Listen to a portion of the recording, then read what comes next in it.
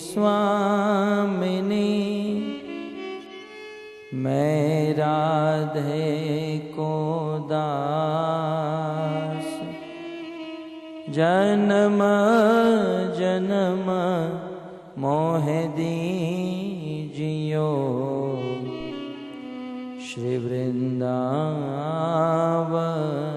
वास। राधा तू बड़ भागिनी कौन तपस्या कीन तीनों लोक के नाथ है सो तेरो आदे।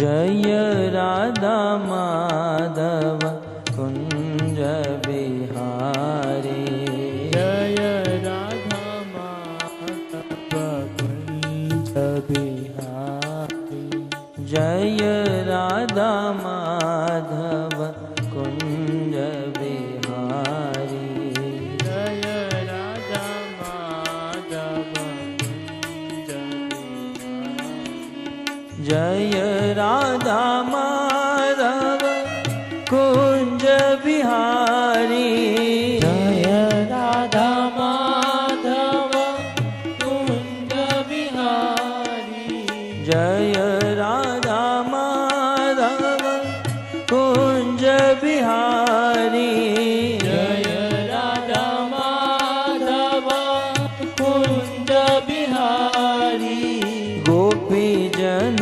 वल्लभ गिरिवर धारी गोपी जन वल्लभ गिरिवर धारी गोपी जन वल्लभ गिरिवर धारी गोपी जन वल्लभ गिरिवर धारी जय राधा माधव कुंज बिहारी जय राधा माधव कुंज बिहारी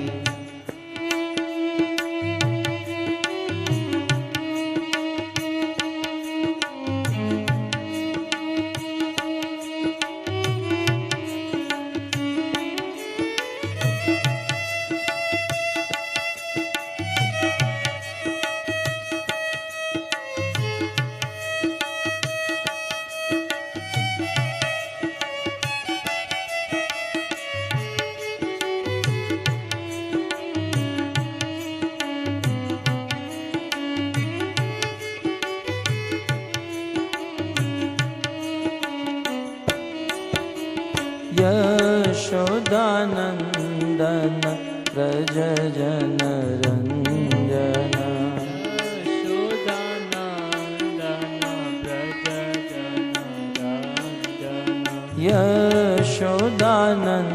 यशोदानंदन व्रज जन रंजन यशोदानंदन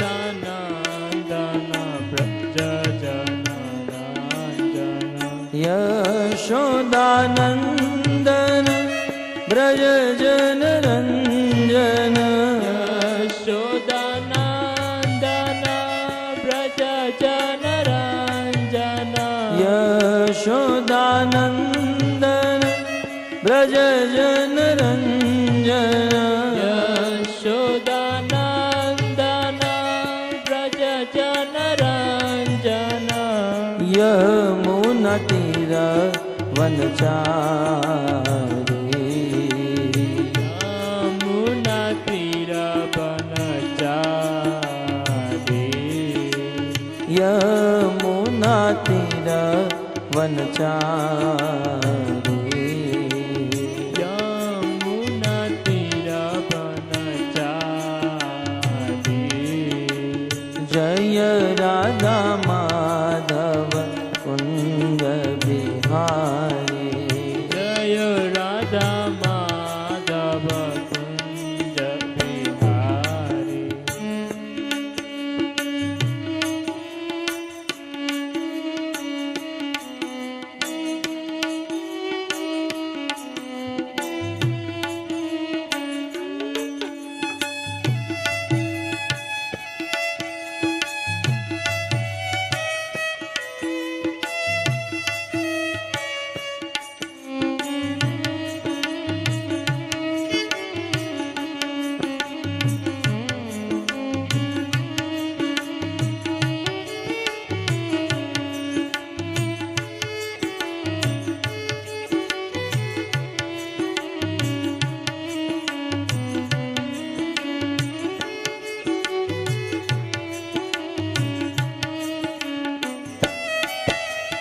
जय राधा माधव कुंज बिहारी। जय राधा माधव कुंज बिहारी। जय राधा माधव कुंज बिहारी। जय राधा माधव कुंज बिहारी। भज गोविंद गोविंद गोपाला। जय गोविंद गोविंद गोपाला। भज गोविंद गोविंद गोपाला। जय गोविंद गोविंद गोपाला। भज मुरली मनोहर नंदलाला। मुरली मनोहर नंदलाला। भज मुरली मनोहर नंदलाला। भज मुरली मनोहर नंदलाला। भज गोविंद गोविंद गोपाला। गोविंद गोविंद गोपाला। भज गोविंद गोविंद गोपाला। गोविंद गोविंद गोपाला। भज मुरली मनोहर नंदलाला। भज मुरली मनोहर नंदलाला। भज मुरली मनोहर नंदलाला। भज मुरली मनोहर नंदलाला। भज गोविंद गोविंद गोपाला। गोविंद गोविंद गोपाला। भज गोविंद गोविंद गोपाला। भज गोविंद गोविंद गोपाला। जय जय नंद यशोदा दुलार गिरिवर धारी गोपाल। यशोदा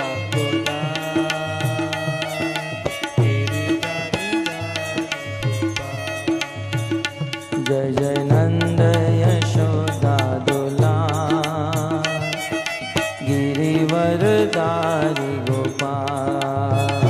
जय जय नंद यशोदा दुलार गिरिवर धारी गोपाल।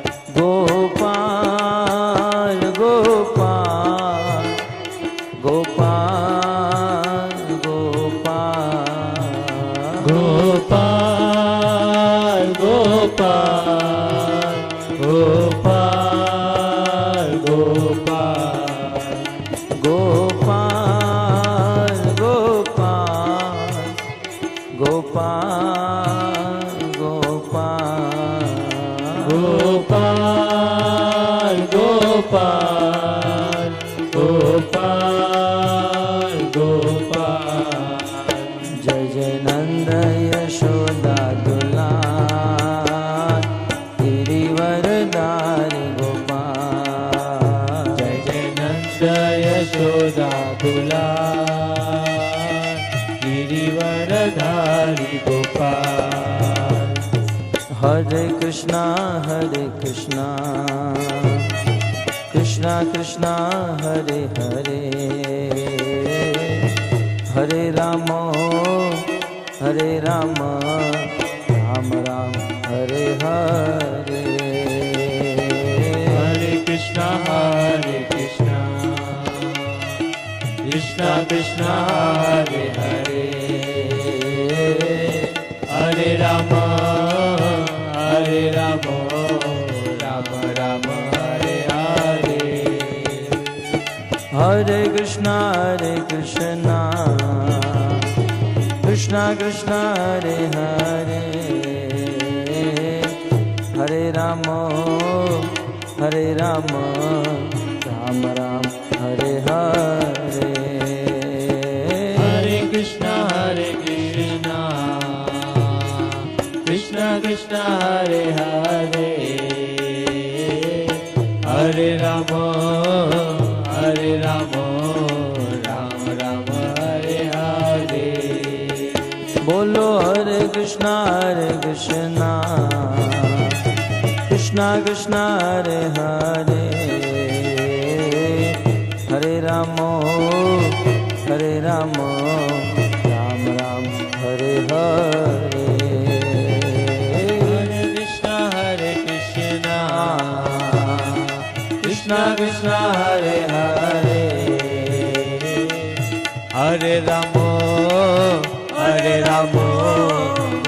राम हरे हरे। हरे कृष्णा कृष्णा हरे हरे, हरे राम राम राम हरे हरे।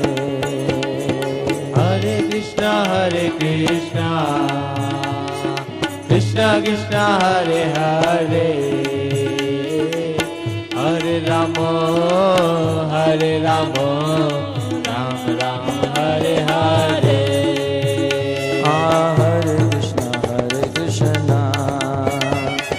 कृष्णा कृष्णा हरे हरे, हरे राम राम हरे हरे। हरे कृष्णा कृष्णा हरे हरे, हरे राम राम हरे हरे। नटवर नागर नंदा भजोरे मन गोविंदा, नटवर नागर नंदा भजोरे मन गोविंदा।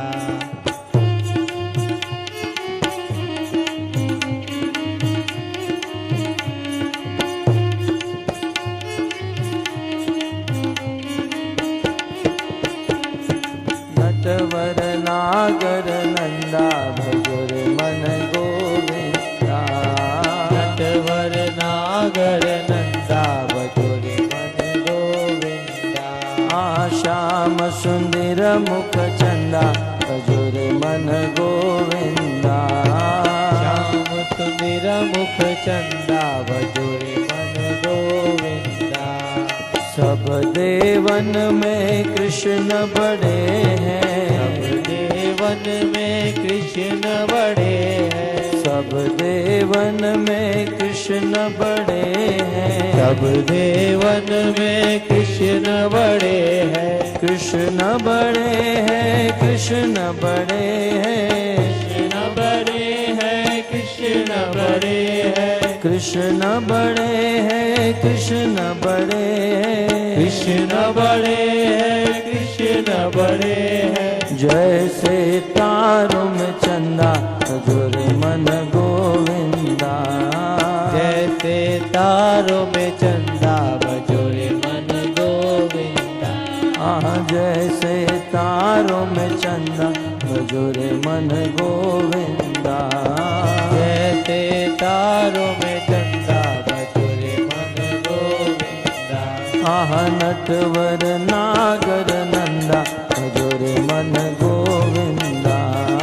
नटवर नागर नंदा भजो रे मन गोविंदा। सब सखियन में राधा जी बड़ी है, सब सखियन में राधा जी बड़ी है। सब सखियन में राधा जी बड़ी है, सब सखियन में राधा जी बड़ी है। राधा जी बड़ी है, राधा जी बड़ी है, राधा जी बड़ी है, राधा जी बड़ी है। राधा जी बड़ी है, राधा जी बड़ी है, राधा जी बड़ी है, राधा जी बड़ी है। जैसे नदियों में गंगा भजो रे मन गोविंदा। जैसे नदियों में गंगा भजो रे मन गोविंदा।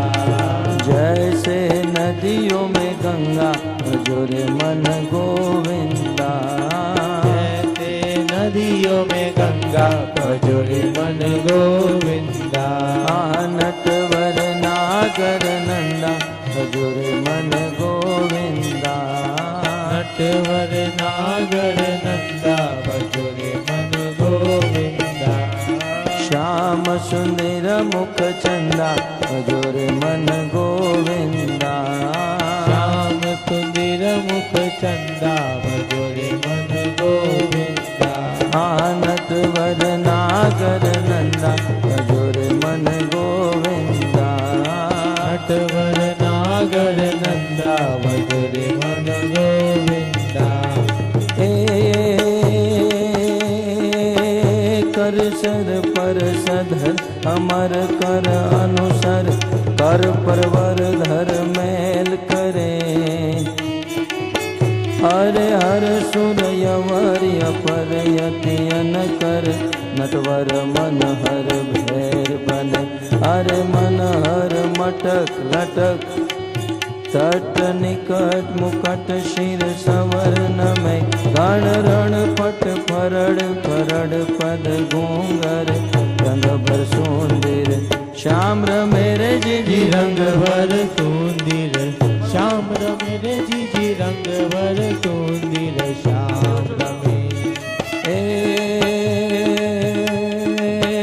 तब दमक दमक दादुर दव दमकत दहकत मोर मलाल गिरा। तब पियु पियु शब्द पुकारत चातक पियु पियु कोकिल कंठ गिरा। तब गड़ड़ गड़ड़ नभ होत तड़ाकन धड़न गणन गिरिवर शिखर बजे। घन रण पट फरड़ फरड़ पद घूंगर रंग भर सुंदर श्याम मेरे जी रंग भर सुंदर। श्याम मेरे जी रंग भर सुंदर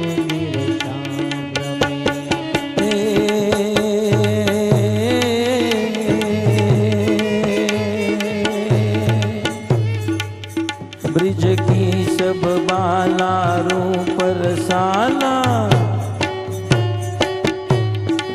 ब्रिज की सब बाला रूप रसाला करीबे हला नंद लाला।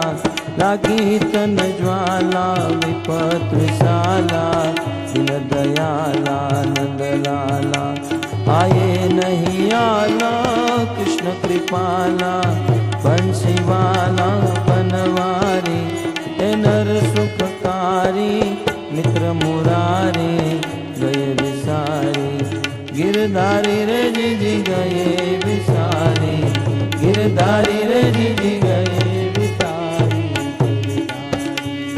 हरे कृष्णा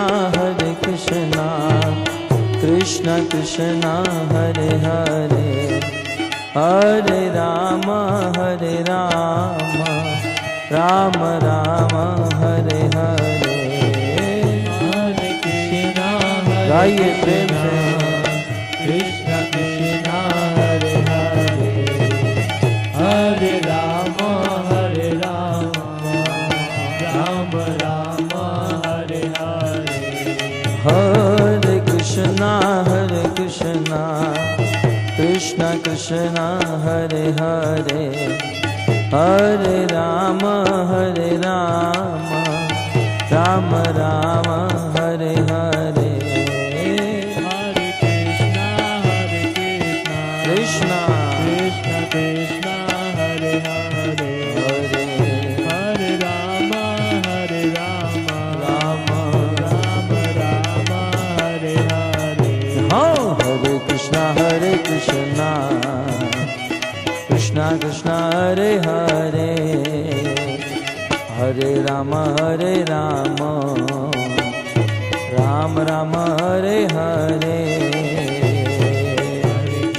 हरे कृष्णा कृष्णा कृष्णा हरे हरे हरे राम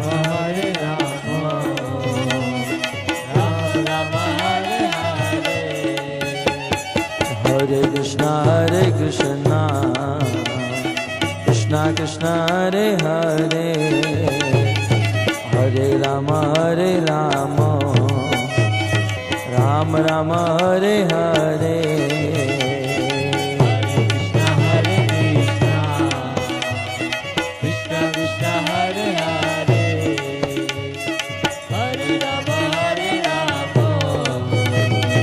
राम राम हरे हरे बोलो हरे कृष्णा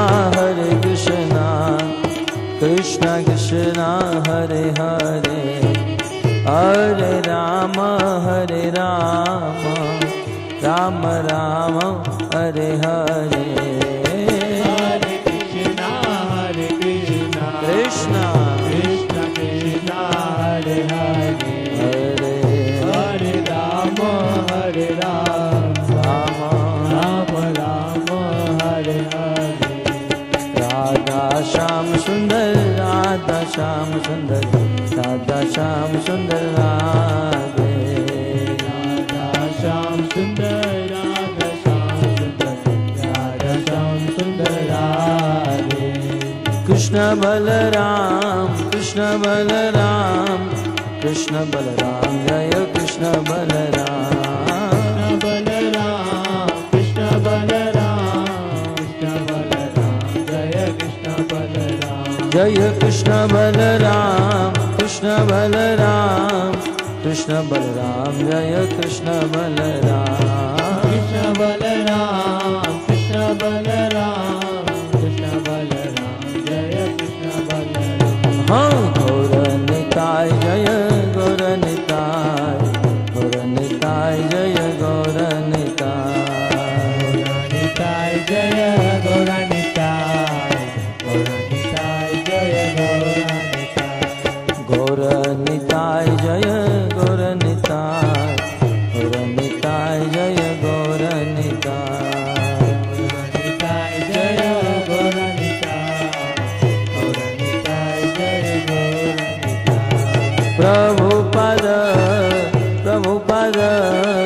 प्रभुपद शिल प्रभुपद प्रभुपद शिल प्रभुपद जय प्रभुपद शिल प्रभुपद प्रभुपद शिल प्रभुपद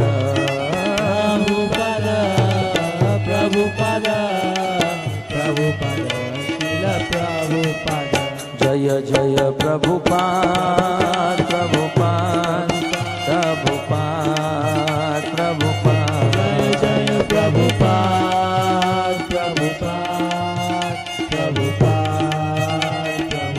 नित्य गौर हरि बोल हरि बोल हरि बोल हरि बोल नित्य गौर हरि बोल हरि बोल हरि बोल हरि बोल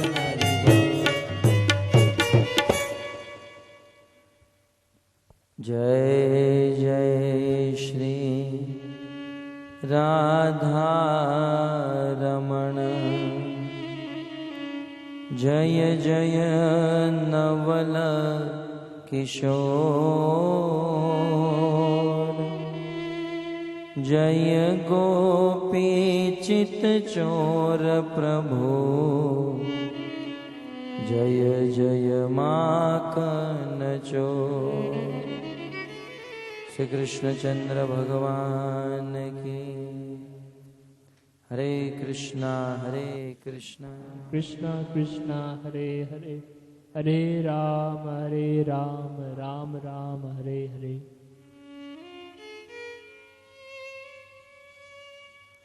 हरे कृष्णा कृष्णा कृष्णा हरे हरे, हरे राम राम राम हरे हरे। तो आप सब भक्तों का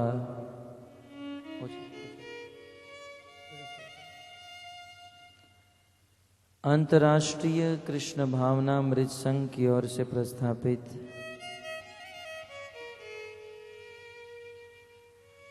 भगवत सत्संग कार्यक्रम में हार्दिक स्वागत करते हैं।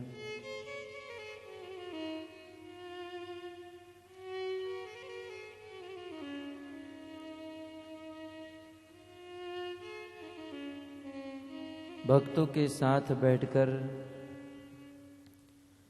भगवत कथा श्रवण करने का यह परम अवसर प्राप्त हुआ है। वास्तव में देखा जाए तो जीवन में यही सच्चा काम है। मनुष्य जीवन मिला है, अनेकों कर्तव्यों में हम सब बद्ध हैं। अनेकों प्रकार के कर्तव्य निभाने पड़ते हैं।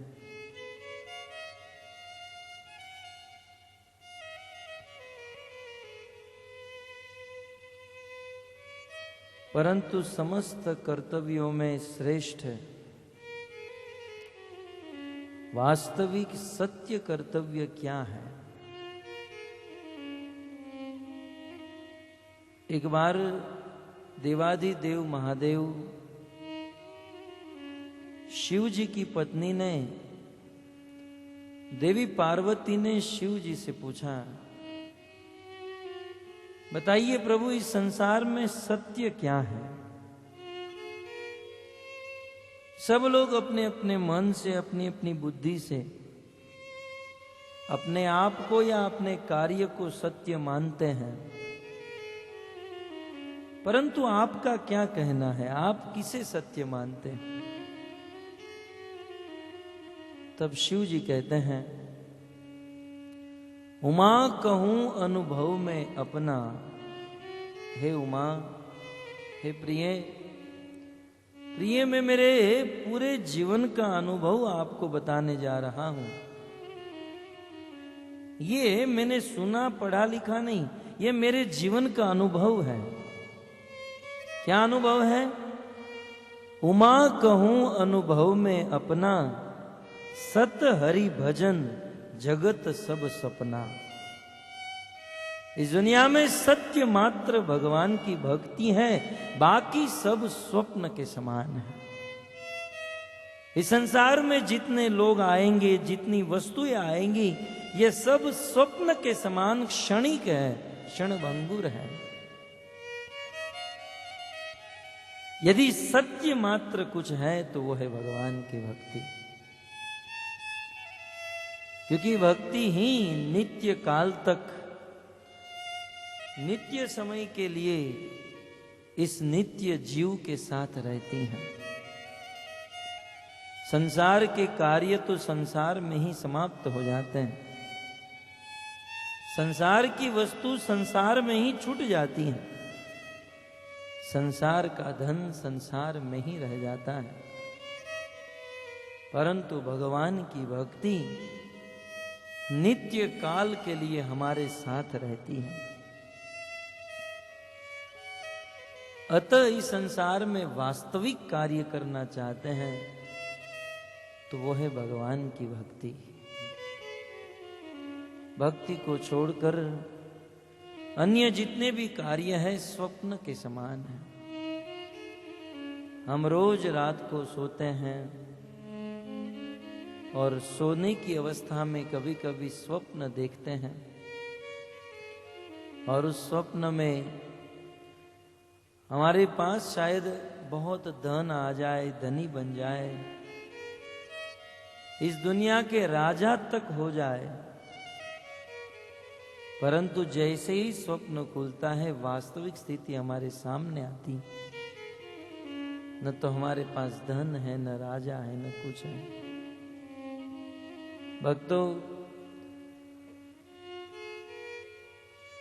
रोज हमारे निद्रा में जो स्वप्न आता है वो 1 या 2 घंटे का स्वप्न है, परंतु ये जो जीवन जी रहे हैं ये 100 वर्ष का स्वप्न है। वास्तव में देखा जाए तो ये दोनों स्वप्न है। वास्तविक जीवन और वास्तविक स्थिति तो कुछ और ही है। अतः स्वप्न को न सजाकर हमें हमारी वास्तविक जीवन की ओर दृष्टि करनी चाहिए, और वास्तविक जीवन भगवत भक्ति से समृद्ध बनता है, क्योंकि भगवान ही सत्य हैं और वे ही हमारे साथ रहते हैं। नित्य काल तक भगवान ही हमें साथ देते हैं, और भक्तों भगवान ही हम सबके करीब है। हम ऐसा मानते हैं कि हमारी पत्नी हमारे निकट है, हमारा भाई हमारे निकट है, या हमारे पुत्र हमारे निकट है, परंतु हमारे वास्तविक निकट तो साक्षात भगवान है। एक बहुत बड़ा धनी आदमी था, उस व्यक्ति की 4 पत्नी थी। एक पत्नी जो बहुत बड़ी थी, सबसे पहली पत्नी, वो उनके साथ प्रेम नहीं करता था। वो पत्नी किसी और घर में रहती थी, कभी कभार उनके पास जाता था।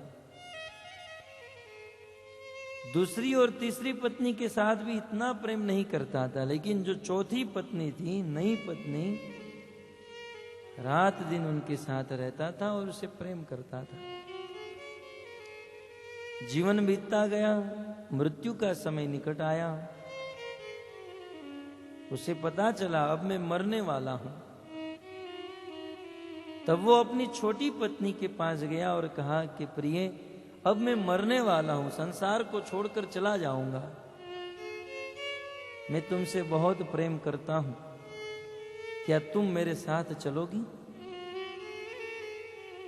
तब वो चौथी पत्नी कहती है, मैं क्यों तुम्हारे साथ चलूं? तुम मर जाओगे, चले जाओगे, मुझे तो कोई भी रख लेगा, मुझे आपके साथ आने की क्या आवश्यकता है? बिल्कुल टके से जवाब दे दिया। इस व्यक्ति के हृदय में दुख हुआ। तब वो व्यक्ति अपनी दूसरी पत्नी के पास गया। बोले, प्रिय, मैं तुम्हारा पति हूं, अब मरने जा रहा हूं, अकेला हूं, क्या तुम मेरे साथ चलोगी? तब ये दूसरी पत्नी बोली, मैं तुम्हारे साथ चलूंगी, परंतु घर के दरवाजे तक, दरवाजे से बाहर नहीं निकलूंगी। तीसरी पत्नी के पास गया, क्या तुम मेरे साथ चलोगी? बोले, मैं तुम्हारे साथ चलूंगी, लेकिन कहां तक? शमशान तक, उससे आगे मैं नहीं आऊंगी। तीनों पत्नी ने ना कह दिया। चौथी पत्नी, जिस पत्नी के ऊपर इसने कभी ध्यान नहीं दिया था, कभी उनके सामने देखा तक नहीं था, लेकिन सोचा चलो चौथी पत्नी के पास जाऊं। चौथी पत्नी के पास गया, पूछा, प्रिय, मैं जा रहा हूं, मर रहा हूं, क्या तुम मेरे साथ चलोगी? तब चौथी पत्नी ने इतना ही कहा, पतिदेव, आपको मुझे कहने की आवश्यकता है, आप मुझे न भी कहो, फिर भी मैं आपके साथ थी, मैं आपके साथ हूं, और नित्य काल तक मैं आपके साथ रहूंगी। विद्वानों का ऐसा मानना है कि वह सेठ, वह व्यक्ति और कोई नहीं, हम लोग हैं, और वह 4 पत्नी और कोई नहीं, वे हमारी ही 4 पत्नी हैं। प्रथम पत्नी है धन, जब ये आदमी सबसे छोटी पत्नी के पास गया तो क्या कहा उसने? कहा कि तुम मेरे साथ चलोगी? क्या कहा? मैं कोई तुम्हारे साथ नहीं आने वाले हूं, मुझे तो कोई भी रख लेगा। तो ये धन नाम की जो पत्नी है हमारी, जिसके लिए हम रात दिन मेहनत करते हैं, जब मृत्यु की अवस्था आएगी तब वह धन हमारे साथ नहीं आएगा, क्योंकि धन को तो कोई भी रख लेगा। मरने से पहले ही बेटे पुत्र संतानों से लूट लेते हैं, जेब खाली कर देते हैं। तब ये दूसरी पत्नी के पास गया। दूसरी पत्नी ने क्या कहा? मैं आऊंगी लेकिन घर के द्वार तक। ये दूसरी पत्नी कौन है? हमारी पत्नी। जब किसी पुरुष की मृत्यु होती है तब पत्नी उसे द्वार तक छोड़ने जाती है। तीसरी पत्नी के पास गया। तीसरी पत्नी ने क्या कहा? मैं साथ में आऊंगी लेकिन शमशान तक। ये तीसरी पत्नी है हमारा समाज, हमारा कुटुंब, हमारा समाज, जिसके लिए हम रात दिन सोचते हैं, मेहनत करते हैं। लेकिन वो समाज भी हमारे साथ कब तक साथ में रहेगा? शमशान तक। शमशान तक आएंगे, 2-5 आंसू गिराएंगे और फिर वहां से चले जाएंगे, अपने अपने काम धंधे में लग जाएंगे। परंतु ये चौथी पत्नी के पास जब गया तब चौथी पत्नी ने कहा, पतिदेव, मैं तो सनातन काल से आपके साथ थी, आपके साथ ही हूं और आपके साथ ही रहूंगी। मैं तो आपके साथ हूं, सुख दुख, चाहे सुख हो या दुख हो, मैं आपके साथ हूं, लेकिन आपने कभी मेरे और नहीं देखा। भक्तो, ये चौथी पत्नी और कोई नहीं, ये चौथी पत्नी भगवान श्री कृष्ण परमात्मा के रूप में, जो बिल्कुल हमारे पास, हमारे हृदय में बैठे हैं। और ये सनातन काल से परमात्मा हमारे साथ थे, हैं और रहेंगे। लेकिन हमारा दुर्भाग्य है, हमारे साथ होकर भी हम परमात्मा से 36 का आंकड़ा बनाकर बैठ गए। अब आप लोग ऐसे 2 चेयर लेकर बैठे हो, भले बाजू बाजू में बैठो, लेकिन एक का मुंह इस तरफ और एक का इस तरफ, बिल्कुल बाजू में सटे हुए बैठे हैं, लेकिन एक दूसरे को नहीं देख पाएंगे, क्योंकि एक का मुंह यहां पर है, एक का मुंह यहां पर। ऐसे आत्मा और परमात्मा ये दोनों हमारे हृदय में बैठे हैं, परंतु आत्मा परमात्मा से 36 का आंकड़ा बनाकर बैठे हैं। कभी भी परमात्मा के विषय में सोचा नहीं, देखा नहीं। भक्तों, हमारा वास्तविक मित्र भगवान है, परमात्मा है, और परमात्मा की भक्ति करना यही है संसार का सबसे बड़ा सत्य कार्य, जो आज हम कर रहे हैं। आइए, भागवत का यह दिव्य प्रसंग, दक्ष प्रजापति के 10,000 पुत्र जो जवान है, तपस्या करके शुद्ध हो चुके हैं, इनका नाम है हर्यश्व। इन हर्यश्व को नारद मुनि मिले हैं। नारद मुनि प्रश्न पूछ रहे हैं, एक पजल, पहेली पूछ रहे हैं, और इस पहेली को समझकर हर्यश्व के हृदय में वैराग्य और भक्ति उदित हो रही है। गत सत्र में 2 प्रश्न और उनका उत्तर आप सबने सुना। प्रथम प्रश्न क्या था? आप लोग सृष्टि करना चाहते हो, विवाह करके प्रजा की उत्पत्ति करना चाहते हो, लेकिन आप इस संसार का और इस शरीर का अंत जानते हो?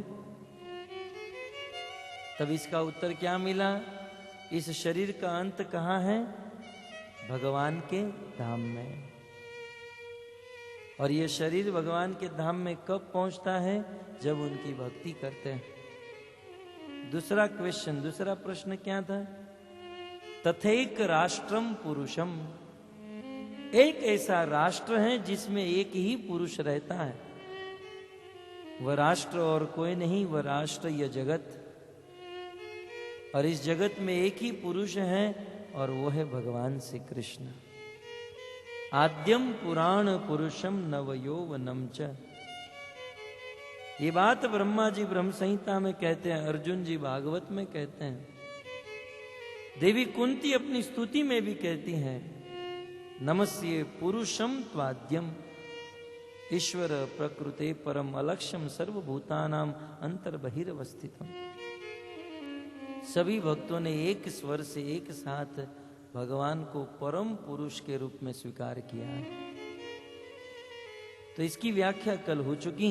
आज नारद मुनि के द्वारा तीसरा प्रश्न है। नारद मुनि तीसरा प्रश्न पूछते हैं, ध्यान से सुनिए।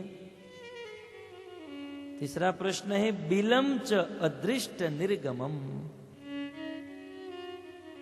नारद जी कहते हैं, बिलम च अदृष्ट निर्गमम, अर्थात एक ऐसा बिल है। बिल जानते हैं? होल, छिद्र। कहते हैं एक ऐसा बिल है जिसमें हम जा तो सकते हैं लेकिन वापस लौटने का रास्ता नहीं।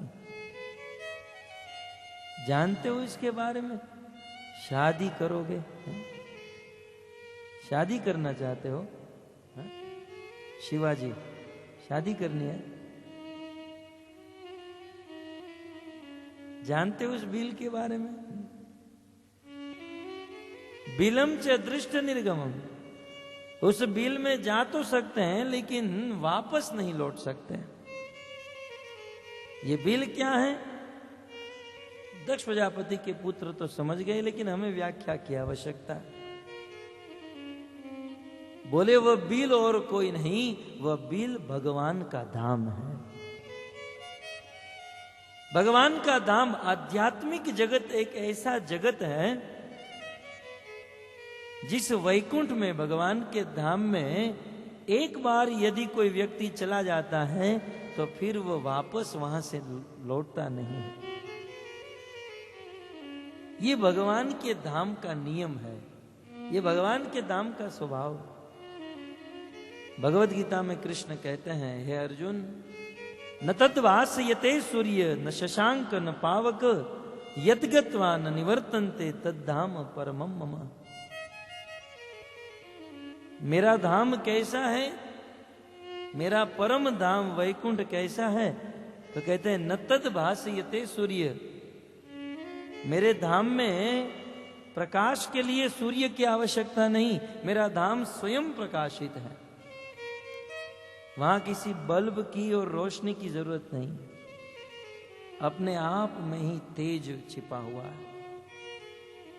न शशांक न पावक। और धाम का स्वभाव क्या है? यत गत्वा, उस धाम में कोई चला गया तो न निवर्तन्ते, तो फिर से वो वापस यहां नहीं आ सकते। भक्तों, भगवान के धाम वैकुंठ को छोड़कर अन्य किसी भी लोकांतर में आप चले जाइए, वहां से इस पृथ्वी लोक में अवश्य वापस आना पड़ता है, आना ही पड़ता है। पृथ्वी लोक के नीचे अतल वितल तलातल पाताल रसातल, या पृथ्वी लोक के ऊपर जन लोक चले जाइए, महर लोक चले जाइए, स्वर्ग लोक में भी चले जाइए। यदि हम लोग पुण्य करके स्वर्ग में चले गए, इस संसार में कुछ लोग पुण्य करते हैं और कुछ लोग बहुत पाप करते हैं, और पाप करने के बाद पुण्य करते हैं यह सोचकर कि हमने जो पाप किया है वो मिट जाएगा। अपने पापों को धोने के लिए पुण्य करते हैं, परंतु शास्त्र का सिद्धांत है, यदि हम पाप करते हैं तो पाप को भी भुगतना होगा, और पुण्य करते हैं तो पुण्य को भी भुगतना होगा। पुण्य के द्वारा पाप को काटा नहीं जा सकता है। कर्मणा कर्म निहारो न आत्यंतिक इष्यते। पुण्य करना भी एक कर्म है, पाप करना भी एक कर्म है, तो कर्म के द्वारा कर्म को काटा नहीं जा सकता है। जैसे रामायण में लिखा है, मल के द्वारा मल को धो नहीं सकते हैं, वैसे कर्म के द्वारा कर्म को नहीं काट सकते हैं। पाप को भी भुगतना होगा और पुण्य को भी भुगतना होगा। उदाहरण के तौर पर आप समझ सकते हैं, यदि कोई संसार में पाप करे, मांसाहार करे, शराब पिए, ये सब पाप है। और कुछ लोग ऐसा पाप करने वाले पुण्य दान भी कर देते हैं। बहुत शराब पी रखी है, नशा चढ़ गया है, और टुक टुक वाले का 10 बाट हो रहा है तो 50 बाट दे देते हैं, रख लो, ऐश करो। कुछ लोग पुण्य कर देते हैं।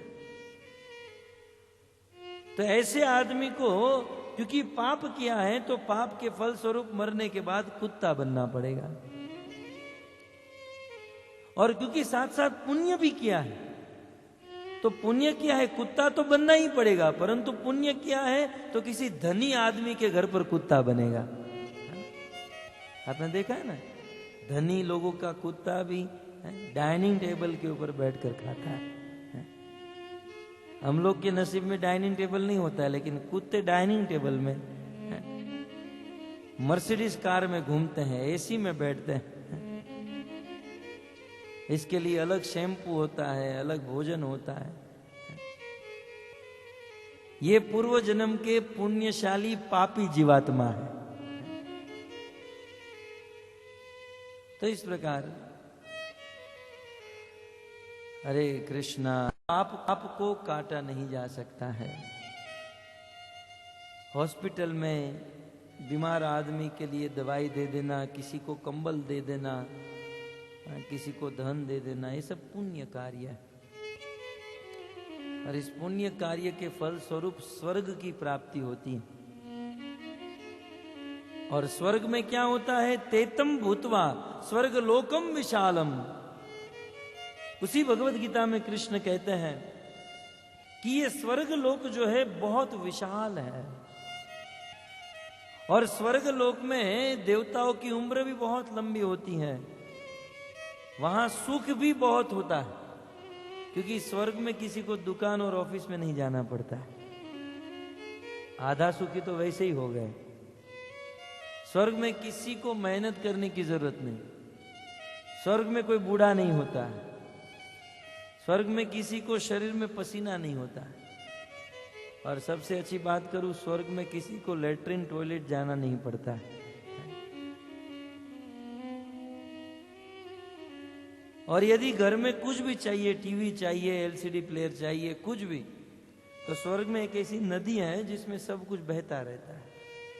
वहां जाना है और जो चीज चाहिए उसे उठा कर लेकर आना है। इसलिए गीता में कृष्ण कहते हैं स्वर्ग में बहुत सुख है। तेतम भूतवा स्वर्ग लोकम विशालम। विशाल मात्रा में सुख है, परंतु ध्यान रहे, यहां से पुण्य करके कोई स्वर्ग में गया और उस स्वर्ग में उस व्यक्ति को उतने ही समय तक रहने मिलता है जितना उसने पुण्य किया है। जैसे ही उनका पुण्य समाप्त हो जाता है तो क्षिणे पुण्य मृत्यु लोकम विशंति। क्षिणे पुण्य, पुण्य का क्षीण होने के बाद उस व्यक्ति को एक ना एक दिन इस पृथ्वी में आना ही पड़ता है। ये केवल स्वर्ग की नहीं, भगवत गीता में कृष्ण कहते हैं आ ब्रह्म भुवना लोकान। ब्रह्म लोक तक यदि कोई व्यक्ति चला जाए, पुनरावर्तिनो अर्जुन, हे अर्जुन, उसे पुनः इस पृथ्वी पर आकर मां के गर्भ से जन्म लेना ही होगा। जिस बात को भगवान शंकराचार्य ने कहा, पुनरपि जन्मम पुनरपि मरणम पुनरपि जननी जठरे शयनम। बार बार जन्म मृत्यु जरा व्याधि के चक्कर में फंसना, मरना और मां के गर्भ से जन्म लेना, ये सब दुख के पहलू हैं। परंतु यहां पर बहुत सुंदर बात आई कि यदि कोई भगवान की भक्ति करता है और भक्ति करने के बाद वैकुंठ में चला जाता है, तो भगवान के धाम वैकुंठ में जाने के बाद यहां पर कोई वापस नहीं लौटता है। वो सदा सदा के लिए, नित्य काल के लिए सुखी हो जाता है।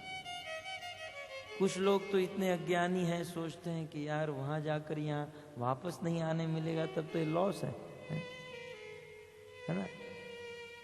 कुछ लोगों को भगवान के धाम का कुछ आइडिया ही नहीं है, कुछ प्लान ही नहीं है। सोचते हैं यार यहाँ वापस, यहाँ फुकेट में नहीं आने मिलेगा। कुछ लोग इसी चीज को बहुत बड़ा सुख मानते हैं, अब बताइए, कीचड़ में घूमने वाला सूकर ये क्या कल्पना कर सकता है स्वर्ग कैसा है और भगवान का धाम कैसा है। मैं आपको सत्य घटना बताऊं, एक बार इंद्र को श्राप मिला, स्वर्ग में रहने वाले इंद्र को श्राप मिला कि तुम पृथ्वी के सूकर बन जाओ। सूकर जानते ना, पीग, क्या, सुअर, सुंगुर, संस्कृत में सूकर कहते हैं, सुअर। तो स्वर्ग में रहने वाले 33 करोड़ देवी देवता के राजा इंद्र को सुअर बनने का श्राप मिला। इंद्र पृथ्वी में आकर सुअर बना और सुअरी के साथ विवाह किया, और उसके बहुत सारे बच्चे भी थे, और सब लोग पूरा दिन कीचड़ में गंदे मल में पड़े रहते थे। और स्वर्ग में देखा नारद मुनि ने कि स्वर्ग तो खाली हो गया। अब स्वर्ग के राजा के शासन करने वाला कोई नहीं था। तब ब्रह्मा जी ने नारद जी को कहा, नारद जी जाओ और इंद्र को वापस लेकर आओ। नारद जी ने तो पहले इस पृथ्वी में आकर इंद्र को ढूंढा, ये है कहां। तब पता चला कि ये फूकेट का एक सुअर बना पड़ा है। नारद जी यहां पर आए और ये कीचड़ में, ये मल में अपनी पत्नी और बच्चों के साथ मल खा रहा था, खिला रहा था। नारद जी ने कहा, इंद्र, मैं अभी अभी स्वर्ग से आया हूं और वहां तुम्हारे बिना सारा स्वर्ग खाली पड़ा है। स्वर्ग का राजा बनने के लिए कोई तैयार नहीं, आप चलो मेरे साथ। तब उस सुअर ने कहा, सुअर बने हुए इंद्र ने कहा, नारद जी मैं आपके साथ स्वर्ग में तो आऊं, लेकिन मुझे वहां ऐसा मल मिलेगा है? ये मल में रहते रहते उस पशु की ऐसी स्थिति हो जाती है कि उनकी बुद्धि में लगता है कि इस मल में ही वास्तविक आनंद है। अब उस मल से कोटि कोटि गुना श्रेष्ठ भोग और आनंद स्वर्ग में, लेकिन हमारी बुद्धि उस कुएं के मेंढक जैसी हो गई है। कुएं में रहने वाला मेंढक कुएं में रहता है। एक बार समंदर का मेंढक उस कुएं में गया और कुएं वाले मेंढक ने उस समुद्र के मेंढक को पूछा, भाई साहब कहां से आए? बोले, मैं अभी अभी समंदर से आया हूं। बोले, अच्छा तुम समंदर से आए? बोले, हाँ। बोले, मैंने सुना है समंदर बहुत बड़ा है। बोले, हाँ। तो इस समंदर ये मेरे कुएं से 2 गुना बड़ा है? मुझे ऐसा लगता है 2 गुना बड़ा होगा। बोले, नहीं नहीं, इससे भी बड़ा। अरे तो 3 गुना बड़ा होगा, बाकी इससे और ज्यादा बड़ा नहीं हो सकता। अब बताइए, कहां समंदर और कहां इनका छोटा सा कुआं। लेकिन कुएं में रहने वाला मेंढक अपनी बुद्धि में ज्यादा सोच ही नहीं सकता है। ठीक उसी प्रकार इस संसार में रहते रहते रहते हमारी बुद्धि कुएं के मेंढक जैसी हो गई। अब भगवान का धाम क्या है, भगवान के धाम का सुख क्या है, ये हमारी कल्पना, हमारी बुद्धि के परे है। परंतु भागवत के माध्यम से, संतों के मुख से इस बात को समझना चाहिए कि वहां नित्य सुख है और वहां जाकर व्यक्ति वापस नहीं लौटता है। इसका एक कारण यह भी है कि वहां इस संसार के जीव को इतना सुख मिलता है, इतना सुख मिलता है कि उसको ही इच्छा नहीं होती है कि मैं यहां फुकेट में वापस जाऊं। उस जीव को, उस भक्तों को इच्छा ही नहीं होती। और कभी कभी इच्छा हो गई तो भगवान की कृपा से संसार को देखने के लिए भगवान की लीला में वापस आते हैं। परंतु तत्व ये है कि भगवान के धाम में चले जाने के बाद इस संसार में कोई वापस नहीं आता है। इसलिए हमें ऐसा कार्य करना चाहिए कि जिससे हम इस भौतिक जगत से, इस दुखालयी जगत से मुक्त होकर भगवान के नित्य जगत में हम चले जाएं। भगवान की भक्ति को छोड़कर जितने भी कार्य हैं, ये सारे कार्य इसी जगत में फंसाने वाले हैं। कुछ योगी लोग योग करते हैं, योग करके योगी ब्रह्म में लीन हो जाते हैं। तो ब्रह्म में लीन हो जाने के बाद भी कभी कभी उस योगियों को भगवान के शरीर से प्रकट होना पड़ता है, फिर से इस जगत में फंसना पड़ता है। परंतु भक्ति मार्ग ही एक ऐसा मार्ग है जिससे व्यक्ति को भगवान का धाम प्राप्त होता है और उस भगवान के धाम से उसे इस संसार में कभी भी वापस नहीं आना पड़ता। तो इस प्रकार नारद जी का तीसरा प्रश्न समझ में आ गया। एक ऐसा बिल है जहां कोई चला जाए तो वापस नहीं आना पड़ता, और वह जगह कौन सी है? फुकेट।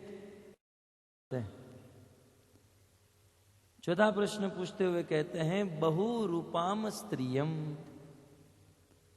बोले एक ऐसी स्त्री है जो अपने बहुत रूप को बदलती रहती है।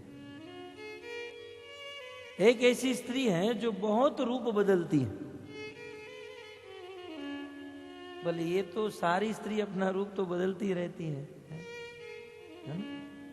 आप किसी स्त्री को देखिए, सुबह कुछ अलग कपड़े पहने हैं, दोपहर को कुछ अलग है, रात को सोने के कपड़े कुछ अलग हैं, भोजन पकाने के कपड़े अलग हैं। बहुरूपाम स्त्रियम।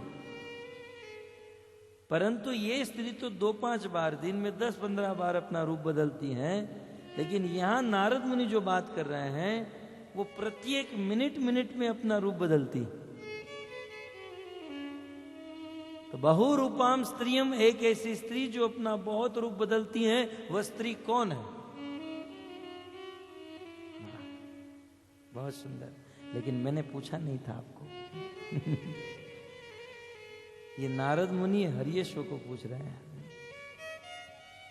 तो बहुरूपाम स्त्रियम, एक ऐसी स्त्री है जो अपने रूप को बहुत बदलती रहती है। तो बहुत सुंदर उत्तर दिया, वह स्त्री और कोई नहीं, वह स्त्री हमारी अपनी बुद्धि है। हमारी बुद्धि जो है अनेकों रूप बदलती है। यदि शेयर का बिजनेस करती हैं तो आज ये शेयर ले लूं तो बुद्धि में होता है कल ये ले लूं, परसों होता है कल ये ले लूं। आज ये बिजनेस करते हैं तो कल दूसरा बिजनेस करने का सोचती हैं। अनेकों प्रकार के विचार इस बुद्धि में आते हैं और अनेकों प्रकार का डिसीजन हमारी बुद्धि लेती है। देखिए, हमारा शरीर जो है बिल्कुल कंप्यूटर की तरह काम करता है। सर्वप्रथम हमारा मन जो है वो सोचने का काम करता है, थिंकिंग। और जब मन में कोई सोच उत्पन्न होती है तब मन वो सिग्नल जो है बुद्धि को देता है। ये बहुत फास्ट होता है, तेज गति से। तो वो सिग्नल बुद्धि में जाता है और बुद्धि उस मन की बात को सैंक्शन करती है, यस और नो, करना है या नहीं करना है। बुद्धि जब यस कर देती है तब वो सिग्नल इंद्रियों में जाता है और इंद्रिय के द्वारा वह कार्य होता है। तो हमारे जीवन में जितने भी निर्णय हैं, ये सभी निर्णय लेने का काम बुद्धि करती है। और हम लोग जानते हैं हमारी बुद्धि कितनी है अच्छी है, कितना अच्छा निर्णय लेती है। तो बुद्धि कहते हैं कि ये हमारी बुद्धि बहुत रूप बदलती है, बहुत रूप बनाती है। नाना रूपात्मना बुद्धि स्वैरणिम इव गुणान्विता। कहते हैं जिसकी बुद्धि अपने वश में नहीं है वह व्यक्ति, वह बुद्धि उनकी शत्रु के समान है। इसलिए हमें हमारी बुद्धि को वश में रखना चाहिए और बुद्धि को वश में रखने के लिए हमें शुद्ध भोजन करना चाहिए, शुद्ध आहार करना चाहिए। संसार में कुछ लोगों की बुद्धि काम नहीं करती, कुछ लोगों में बहुत बुद्धि होती है लेकिन समय आने पर काम नहीं करती, और कुछ लोगों में कम बुद्धि होती है लेकिन लोगों को दिखाते नहीं है। आज आप किसी को कह दो तू दिखने में अच्छा नहीं है तो स्वीकार कर लेगा। बोले तेरे पास धन भी नहीं है, स्वीकार कर लेगा। तेरी चाल ठीक नहीं है, स्वीकार कर लेगा। लेकिन कह दो तेरे में बुद्धि नहीं है, पागल आदमी भी इस बात को स्वीकार नहीं करेगा। सब लोग अपने आप को बुद्धिमान मानते हैं, परंतु वास्तविक बुद्धि किसे कहते हैं? वास्तविक बुद्धि उसे कहा जाता है जो असत वस्तु को छोड़े और सत वस्तु को ग्रहण करे। इस संसार के दुखों में फंसाने वाली वस्तु को छोड़े और इस संसार से मुक्त करके नित्य सुख देने वाले किसी निर्णय को स्वीकार करे। जब हमारी बुद्धि ऐसा निर्णय लेने लगती है तब कहा जाता है कि नहीं, ये बुद्धि हमारी सही है। परंतु आज के जमाने में किसी की बुद्धि ठीक से निर्णय नहीं ले पा रही है, और इसका कारण, सर्वप्रथम कारण है कि उनका आहार ठीक नहीं है। क्योंकि वेद में कहा गया आहार शुद्ध सत्व शुद्धि। यदि हमारा आहार शुद्ध होगा तो हमारी बुद्धि ठीक रहेगी। आहार शुद्धो सत्व शुद्धि, सत्व शुद्धि ध्रुवा स्मृति, स्मृति लंबे सर्वग्रंथि नाम विप्र मोक्ष।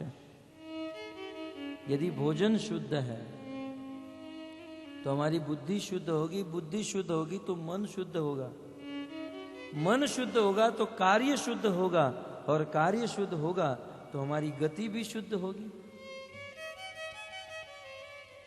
लेकिन आज लोगों का आहार बिगड़ा है, दोनों ओर से बिगड़ा है। बाहरी की दृष्टि से लोग अखाद्य वस्तु, मांसाहार, अंडा इत्यादि खाते हैं। यहां तो सब लोग सी फूड खाते हैं, न जाने क्या क्या समुद्र से पकड़ पकड़ कर खाते हैं। ये तो नहीं खाना चाहिए, अन्यथा जो वेजिटेरियन फूड होता है वो भी भगवान को अर्पित किए बिना नहीं खाना चाहिए, और वेजिटेरियन फूड भगवान को अर्पित किया हुआ भी गलत पैसे से कमा कर नहीं खाना चाहिए। ये सब भोजन की पवित्रता की बात है, ये सब ध्यान में रहना चाहिए। कुछ लोग शुद्ध आहार करते हैं, लेकिन जिस प्रकार से पैसे कमाए हैं वो पाप की कमाई होने के कारण कितना भी शुद्ध बाहर से दिखे, है ना, भोजन वेजिटेरियन हो, बाहर से शुद्ध दिखे, लेकिन जिस पैसे से वो भोजन बना है वो पैसा पाप करके आया है, तो वो भोजन भी हमारी बुद्धि को बिगाड़ सकता है। इसलिए सर्वप्रथम आहार शुद्ध होना चाहिए। पितामह भीष्म जब पांडवों को उपदेश दे रहे थे कुरुक्षेत्र की भूमि में, देश धर्म, राज धर्म, दान धर्म, स्त्री धर्म, बहुत सुंदर पितामह भीष्म उपदेश दे रहे थे। और बड़े बड़े साधु संत महात्मा असीत, देवल, व्यास, धौम्य, नारद, सुखदेव, ये सब लोग पितामह भीष्म के मुख से उपदेश सुन रहे थे। और उस समय अचानक द्रौपदी हंसने लगी, ठठाक करके जोर जोर से हंसने लगी। पितामह भीष्म ने पूछा, द्रौपदी क्यों हंस रही हो? जैसे अभी यहां पर प्रवचन हो और कोई जोर जोर से बिना वजह हंसने लगे तो प्रश्न तो होगा। पितामह भीष्म ने पूछा, द्रौपदी क्यों हंस रही हो, कारण क्या है? तब द्रौपदी ने कहा, पितामह तुम इतने बड़े बड़े ज्ञान की बात कर रहे हो, आप बड़े बड़े ज्ञान की बात कर रहे हो, लेकिन जिस दिन कुरुवंश की सभा में दुर्योधन के द्वारा मुझे नग्न करने का प्रयास किया गया और मैं आपके शरणों में आई थी, आप मेरी रक्षा करें, तब आपका ये ज्ञान कहाँ गया था? आज तो स्त्री धर्म की और राज धर्म की बातें, इतनी बड़ी बड़ी बातें कर रहे हैं। जब कुरुवंश की कुल वधु एक अबला नारी आपके चरणों में आई, आप में शक्ति सामर्थ्य होते हुए भी मेरी रक्षा नहीं की, तब आपका ये ज्ञान कहां गया था? उस समय पितामह भीष्म ने बहुत सुंदर बात बताई, बेटा बेटा द्रौपदी तुम जो पूछ रहे हो ना वो बिल्कुल संगत है। उस समय भी मुझ में ज्ञान था और आज भी मुझ में ज्ञान है, परंतु उस समय मैं दुर्योधन का अन्न खा रहा था। पापी दुर्योधन का पापी अन्न खाने के कारण मेरी बुद्धि भ्रष्ट हो चुकी थी। ये वही पितामह भीष्म, परंतु दुर्योधन का पापी अन्न खाने के कारण मेरी बुद्धि भ्रष्ट हो चुकी, मैं तुम्हारी रक्षा नहीं कर पाया। लेकिन जब तुम्हारे पति अर्जुन ने मेरे शरीर में सैकड़ों बाण मार दिए और दुर्योधन के भोजन से खाए हुए अन्न का जितना भी खून था, लहू था, तुम्हारे पति अर्जुन ने सारा खून बाहर निकाल दिया, तब जाकर फिर से मेरे में ज्ञान प्रकट हो गया। अन्यथा उस दुष्ट का अन्न खाकर बुद्धि भ्रष्ट हो चुकी थी। भक्तों, यह भागवत का उपदेश हमारे जीवन में उतारने लायक है। कभी भी दूषित अन्न नहीं खाना चाहिए, इससे बुद्धि भ्रष्ट होती है, और यदि बुद्धि भ्रष्ट हो गई तो हमारा जीवन भ्रष्ट हो जाता है। तो सर्वप्रथम मांसाहार नहीं करना चाहिए, नशा नहीं, और वेजिटेरियन फूड यदि खाते हैं तो वे भी शुद्ध सात्विक, बिना प्याज लहसुन के, भगवान को अर्पित करके प्रसाद के रूप में ग्रहण करके हम हमारी बुद्धि को शुद्ध कर सकते हैं। तो इस प्रकार यदि हम शुद्ध सात्विक आहार नहीं खाते हैं तो हमारी बुद्धि हमारे वश में नहीं रहती, और बुद्धि वश में नहीं होने के कारण हमारा जीवन दुखमय बन जाता है। इसलिए नारद मुनि का इसके बाद पांचवा प्रश्न था। पांचवा प्रश्न है, पुमांसम पुंशली पतिम। एक ऐसा पति है जो वेश्या को अपनी पत्नी मानता है। ध्यान से सुनिए, एक ऐसा पुरुष है, पुमांसम पुंशली पतिम, एक ऐसा पुरुष है जो वेश्या को अपनी पत्नी मानता है। वास्तव में वेश्या किसी की पत्नी नहीं होती, वो तो धन की पत्नी होती है। उसका उत्तर समझते हुए सुखदेव गोस्वामी कहते हैं कि वो पुंशली, वो पुरुष और कोई नहीं, हम लोग ही वो पुरुष है, और वो वेश्या और कोई नहीं। हमारे वश में नहीं रहने वाली बुद्धि ही वेश्या है। इसलिए बुद्धि को स्वतंत्र मत छोड़ो, बुद्धि को कंट्रोल में रखो, और बुद्धि कंट्रोल में होगी भगवान की भक्ति करने से। तो ये दो प्रश्न बुद्धि के लिए पूछे गए। नारद मुनि छठा प्रश्न पूछते हैं। प्रश्न समझ में आ गया ना, बुद्धि वाला, है ना? अब छठा प्रश्न पूछते हैं, नदीम उभयत वाहम। एक ऐसी नदी है जो उभय माने दो, एक ऐसी नदी है जो दोनों डायरेक्शन में बहती। आप लोगों ने ऐसी नदी को कभी देखा? दोनों डायरेक्शन में बहने वाली नदी को? हम तो गंगा गए, यमुना गए, गोदावरी गए, सरस्वती, कावेरी, अलकनंदा, नर्मदा, बहुत नदियों को देखा, परंतु दोनों दिशा में बहने वाली नदी? तब इसका उत्तर देते हुए कहते हैं, समझते हुए, बोले दोनों डायरेक्शन में, दोनों दिशा में बहने वाली नदी और कोई नहीं, ये नदी है माया। माया रूपी एक ऐसी नदी है जो दोनों ओर बहती है। माया का बहाव क्या है? माया का प्रथम बहाव संसार के जीवों को जन्म देना। भक्तों, ये जगत माया का प्रभाव है। माया के तीन गुण हैं, सत्व, रजस और तमस। सत्वगुण, रजोगुण और तमोगुण, और इन तीनों गुणों से ही इस जगत का निर्माण हुआ है। तो माया एक ओर से संसार के जीव को जन्म देती है, और दूसरी ओर से वही माया संसार के जीवों को तड़पा तड़पा कर मारती। जन्म देना, दुखी करना, तड़पाना और मारना, ये है माया का काम। भक्तों, हम लोग संसार की माया में फंसे हुए हैं। इस माया के विषय में चैतन्य महाप्रभु कहते हैं, कबू स्वर्ग उठाए कबू नरक डुबाए, राजदंड येन येन नदी ते चुबाए। ये माया कभी कभी संसार के जीव को स्वर्ग में लेकर जाती हैं तो कभी नरक में डुबा देती हैं, कभी ब्रह्मा और इंद्र बनाती हैं तो कभी गधा और चींटी बैल बना देती हैं। ये माया बहुत दुरूह है और संसार के लोगों को तड़पा तड़पा कर मारती है। वे दृष्टांत देते हैं, जैसे पहले के राजा किसी अपराधी को दंड दिया करते थे। कैसे दंड देते थे? कोई अपराधी यदि पकड़ा जाता तो राजा का आदेश होता, सिपाही सैनिक नदी नाव में बिठाकर नदी के बीचों बीच लेकर जाते और उसका बाल पकड़कर नदी में डुबा देते। वो छटपटाने लगता, तड़पने लगता, जब अंतिम सांस बचती तब उसे बाहर निकालते,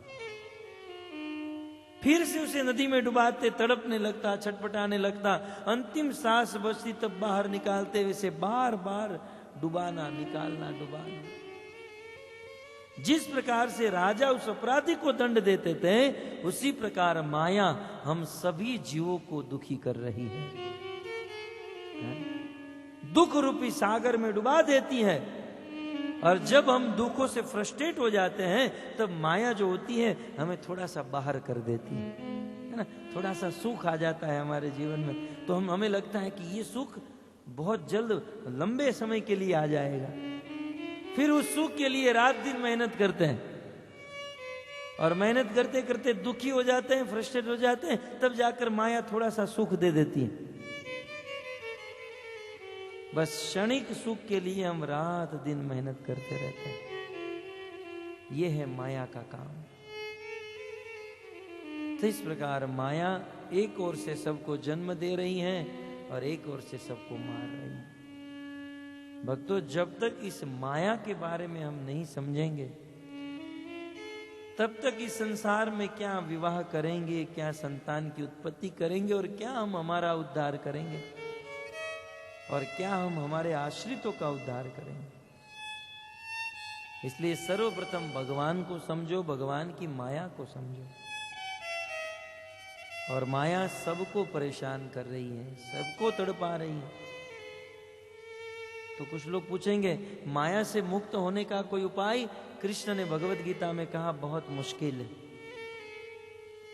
कहते हैं, देवी ऐसा गुणमयी मम माया दुरत्यया। हे अर्जुन, इस माया को समझना और इस माया से मुक्त होना दुरत्यय, दुरूह है, बहुत मुश्किल है। माया को समझना और माया से मुक्त होना बहुत मुश्किल है, परंतु एक सरल उपाय है। यदि कोई व्यक्ति मामेव ये प्रपद्यन्ते, अर्जुन, यदि कोई व्यक्ति मेरी शरण ग्रहण कर लेता है तो माया मेता तरम तिते, तो मेरी शरण ग्रहण करने वाला भक्त मेरी माया से तुरंत पार हो जाता है, मेरी माया से परे हो जाता है। क्योंकि आखिर तो ये माया भगवान की ही शक्ति है। और शास्त्र में कहा, कृष्ण सूर्य सम माया हई अंधकार। भगवान श्री कृष्ण सूर्य के समान है और माया अंधकार के समान है। आपने कभी देखा जहां सूर्य खड़ा हो वहां अंधकार खड़ा रह सकता है? अरे सूर्य की बात तो रही, सूर्य की थोड़ी सी किरण आ जाती है, थोड़ा सा प्रकाश, तो अंधकार, जगत का अंधकार दूर हो जाता है। तो वैसे ही कृष्ण सूर्य के समान है और माया अंधकार के समान है। जहां कृष्ण आ जाते हैं वहां माया का अधिकार नहीं चलता है। जहां कृष्ण तहार नहीं, मायार अधिकार। तो माया जगत में समस्त जीवों को दुखी करने वाली है।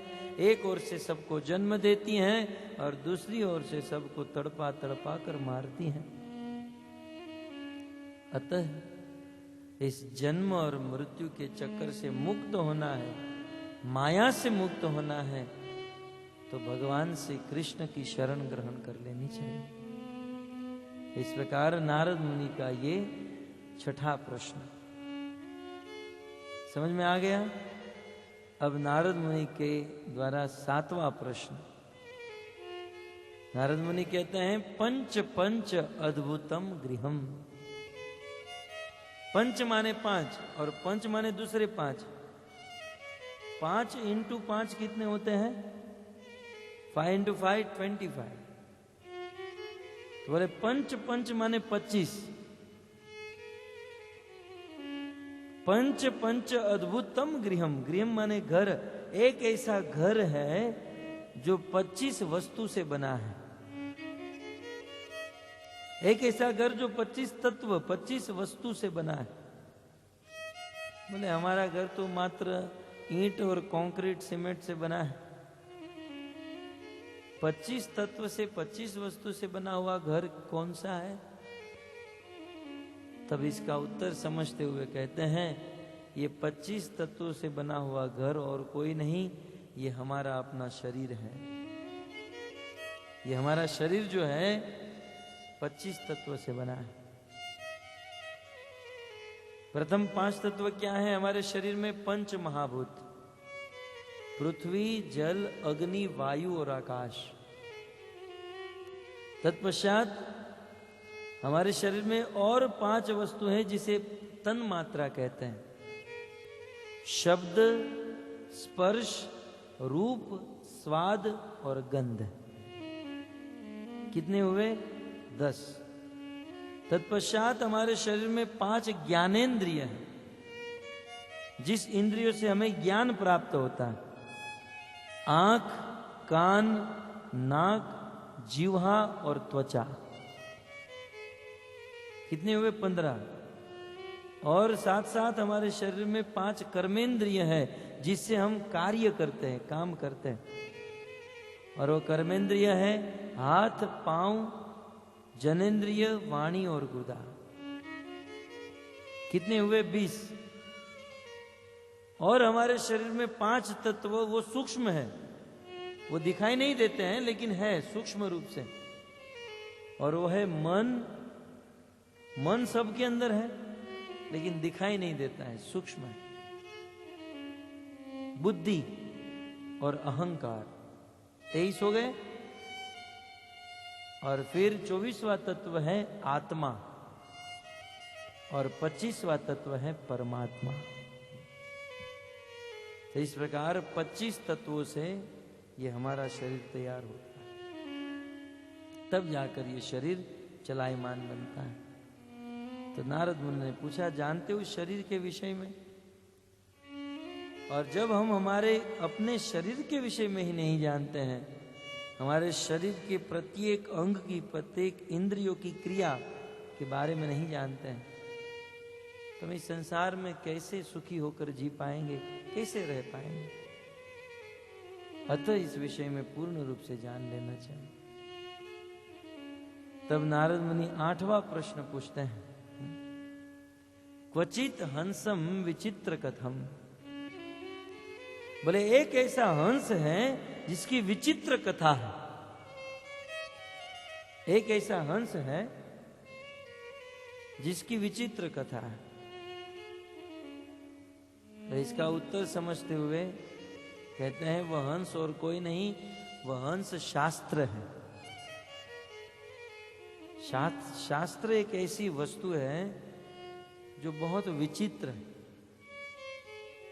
शास्त्र में अनेकों बातें, अनेकों उपदेश, अनेकों सिद्धांत बताए गए, लेकिन उन सिद्धांतों को किसी भी मोड़ देकर, कोई भी मोड़ देकर उस सिद्धांतों को बदला जा सकता है। शास्त्र के सिद्धांत को समझना बहुत मुश्किल है। कुछ लोग कहते हैं मीराबाई ने अपना घर छोड़ दिया, अपने पति को छोड़ दिया, हम भी कृष्ण के भक्त हैं, हम भी अपने पति को छोड़ देंगे, सेवा करने की क्या जरूरत?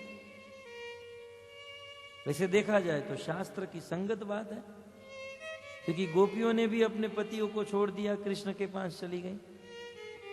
तो ये सारी बात शास्त्र में लिखी है, लेकिन इन बातों को हमारे जीवन में कब, कैसे और कितनी हद तक उतारना, ये हमारी बुद्धिमानी की बात है, और ये चीज हमें गुरु बता सकते हैं। शास्त्र में अनेकों ऐसी बातें हैं।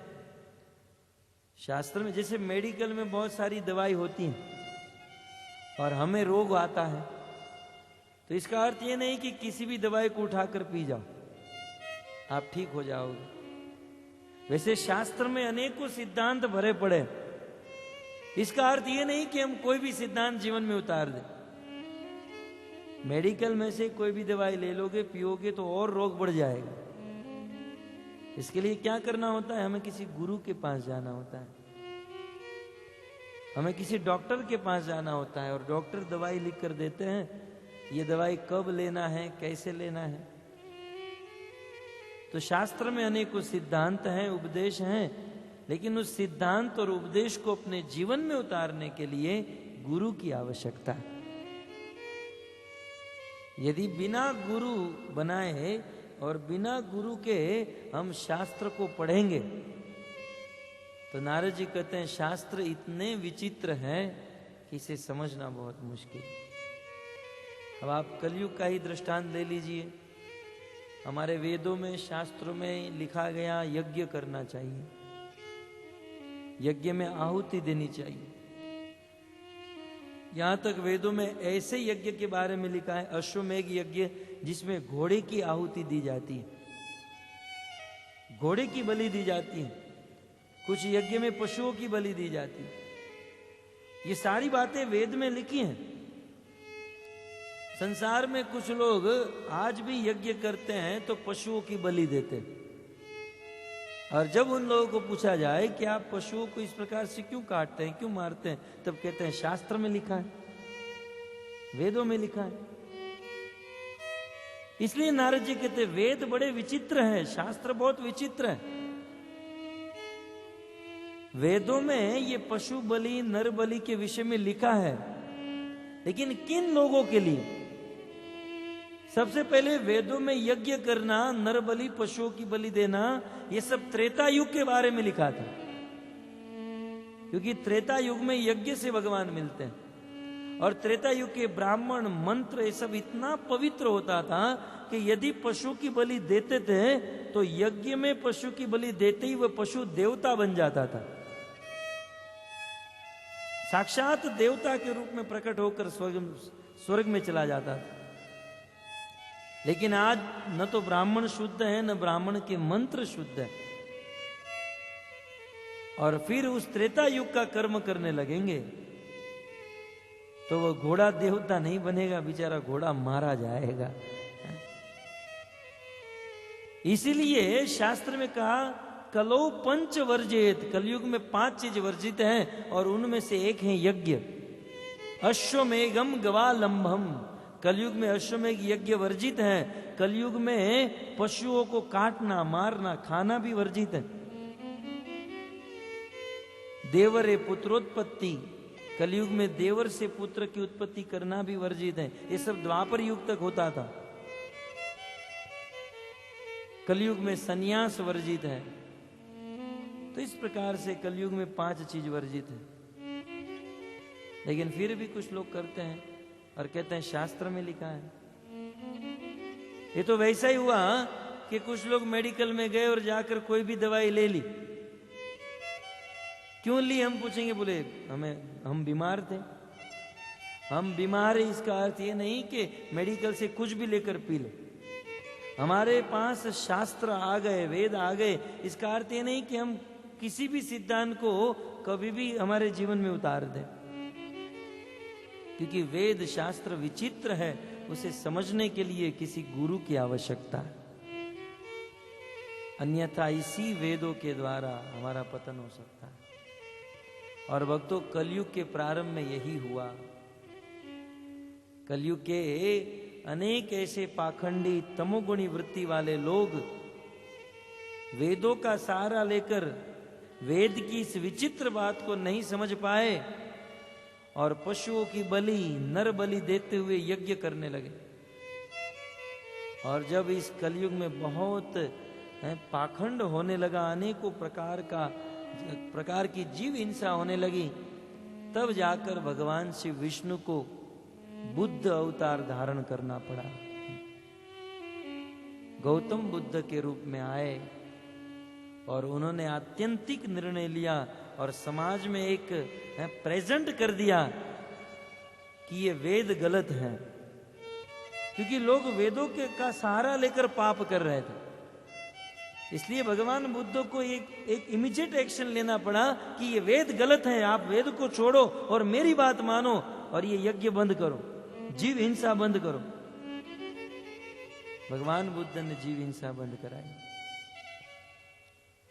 यद्यपि वेद सच्चे थे, वेद भगवान ने ही लिखे, लेकिन ऐसी स्थिति उत्पन्न हो गई कि भगवान को ही कहना पड़ा कि ये गलत है। परंतु दुख की बात यह है कि आज के कुछ लोग भगवान बुद्ध की इस बात के मर्म को नहीं जान पाए। भगवान बुद्ध की परंपरा में आगे श्रीपाद शंकराचार्य आए और शंकराचार्य जी ने भी मायावाद का प्रचार किया और शंकराचार्य भी शास्त्र में नहीं मानते थे, परंतु शंकराचार्य ने भी अपने जीवन के अंत में कह दिया, भज गोविंदम भज गोविंदम भज गोविंदम भज मूढ़ मते। शास्त्र इत्यादि पूरे समाज में अपनी ख्याति फैलाने वाले शंकराचार्य ने भी कह दिया कि गोविंद को भजो। एक आदमी 60 साल की उम्र हो चुकी थी, बूढ़ा हो चुका था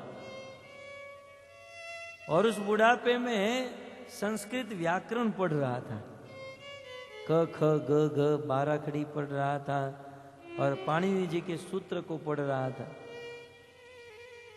तब शंकराचार्य जी गए और वहां जाकर कहा कि बूढ़ा हो गया, पूरे जीवन भर तक भोग किया और जब बूढ़ा हुआ तब संस्कृत पढ़ने तू बैठा।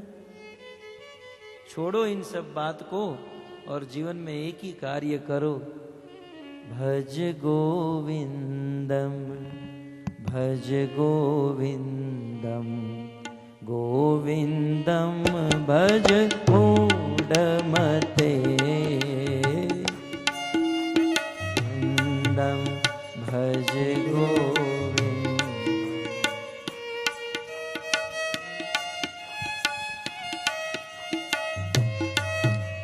संप्राप्ते सन्निहिते काले नहीं नहीं रक्षति डुक्रीम करिणे। संप्राप्ते सन्निहिते काले नहीं नहीं रक्षति डुक्रीम करिणे।